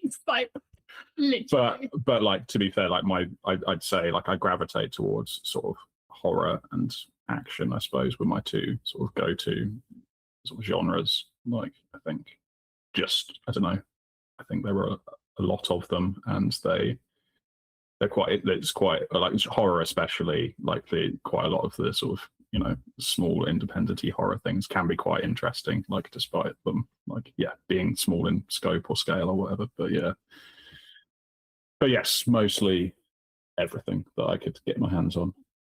For you, Jody, are you like watching along, or do you have different preferences? In the time when Graham was watching like tons of films, I was watching some of them as well, but he has a lot more free time than me. And yeah, for like 2 films I might have watched in a week are definitely replaced with puzzles. 2 puzzles a week. Yeah. Oh, four puzzles a week. Yeah. You can do 2 puzzles in the time it takes to watch a film, right? Yeah. These days. Yeah. Yes. Yeah. But no, I think we have quite different film taste as well. I just always want to watch like a rom-com or something easy or something that's going to make me feel good. Like I don't want to watch some horror film. Like I want to relax. That's very reasonable. Yeah. But I think that works quite well because it means Graham's not waiting for me to watch something. Well, used to work quite well because you Yeah, waiting for me. but now we don't. Like, Yeah. neither of us watch anything. So, Yeah. Yeah. Yeah. You know, this also made me think there's this one documentary about puzzling, like wicker kittens or something. I don't know. It's about Val's team. I've heard them talk about it on like various Peace Talks podcasts and stuff. But Yeah, you can find it online. I just forgot what it's called. Is it called Wicker Kittens? yeah, I think it is. That is Wicker Kittens. I think that sounds Yeah. right. And then there's this other documentary about puzzling that is being made. I wonder how far it's along because I was.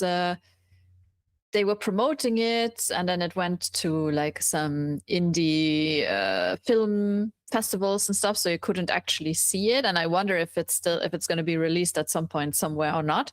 But I was there part of the promotional. They did like a podcast, Puzzle People. Yeah, where I had like a little segment in it. So I'm just curious. I haven't heard anything about that, but I'd be interested to watch it because yeah, I've heard so much like about it. And about the people that they were following, and they were also following for a time like Jima as like part of a short that was supposed to come or is out or was out, I don't know, in relation to this like bigger documentary. So if anyone knows anything about that, let me know because I'd be interested in watching some puzzle documentaries as well. Well, we had a British documentarian make a documentary about following British puzzlers at Worlds in 2023. And I met them there. They were like, it was like a couple, right? They were there. Yeah. Yeah, there's a few of them. And so it is. I have seen it, and it is on Vimeo, but I think you have to have a password to see it. So I'll see if I can share it with you if you want to watch it. Yes. Yeah, I'd be interested because and then there's lots of people probably in there that I know, so that's also going to be fun. All right. Well, we have reached the last 4 minutes of this stream, and we still have 2 couples puzzling. I think it's about that time where I say, Michelle, want to come join us and chat with us a little bit more about puzzles? Did you know there's a new Hunger Game movie coming out? Yes, my daughter likes to remind me multiple times per week that it's coming. Yes, okay. Yes. But I can't remember all the names. I get them all mixed up and I'm like, oh, you mean that movie? And she's like, no, we've already seen that one, Mum. It's the other one. But she's also reading them and she's also listening to them as audiobooks. But yes, we're looking forward to the next film coming out. I just wanted to mention that Daniela was actually puzzling by herself. She was one of the people whose pairs partner couldn't make it. And so she has already finished the first puzzle by herself and is halfway through the second. And yeah, so she's doing really well for puzzling by herself for almost 3 hours. And yeah, good job to Noemi and Jone, who are almost through the second puzzle, but yeah, running a bit close to the time there. Yeah, we only have like 2.5 minutes left in this competition. So yeah, try to put in as many pieces as possible. Maybe focus on like the green section together, because I think that'll go faster than working on the brown section, and try to connect them together as much as you can. Jody, I'd love to know, do the two of you use a lot of emojis in your communications? I would say I do. I'm not sure. Do you use them? I think I would react to Graham sending me an emoji as a novelty kind of thing. Oh, but Aaron is the one, when he sends an emoji, like, it makes my day, maybe my week. But yeah, I do a lot of emojis probably. Yeah, I think, well, first of all, excellent question, obviously. No, yeah, I think beyond the like reaction button on like WhatsApp or whatever, that's the state of emoji usage from me for the most part. But. Okay, and Jody, what's the emoji that you use the most? Oh, probably the puzzle piece. Yeah. not that interesting, but yeah. Oh, or maybe the crying laughing because I'm both a millennial and hilarious. So That's a great question, Michelle. Actually, I just looked at my most used ones, and my first one is the smiling but with the tear, the sweat drop, and then the next one is the one smiling with the hearts around it. So apparently, I'm either embarrassed or just feel loved. There was a time when I was constantly using this one, and it was just like, oh man, and then this one as well, like. What's going on with people? But yes, I think I use the laughing one most often as well. Usually not the double tears, usually just the one sweat one, because it's funny, but it's I'm not rolling on the floor laughing. You want to reserve some for special occasions, right? Yeah. So coming up to 5, 4, 3, 2, 1, stop. That was 3 hours. Well done, Daniela, Noemi, and Journey, for doing your best and puzzling for 3 hours straight. That is not an easy task. And well done. Well done. So you can count up your leftover pieces and then add them to the timer website, and then we'll have the final numbers. We did have Sophie and Christoph who finished, but I could not see them in the meeting. I don't know what happened. I guess they disconnected and didn't realize. But I will check back the videos. And yeah, Graham and Jody, thanks for joining us. Oh, thank you for having us, and thank you for the competition. Yeah, good fun. Yeah, you're welcome. All right, well, enjoy the rest of your Sunday.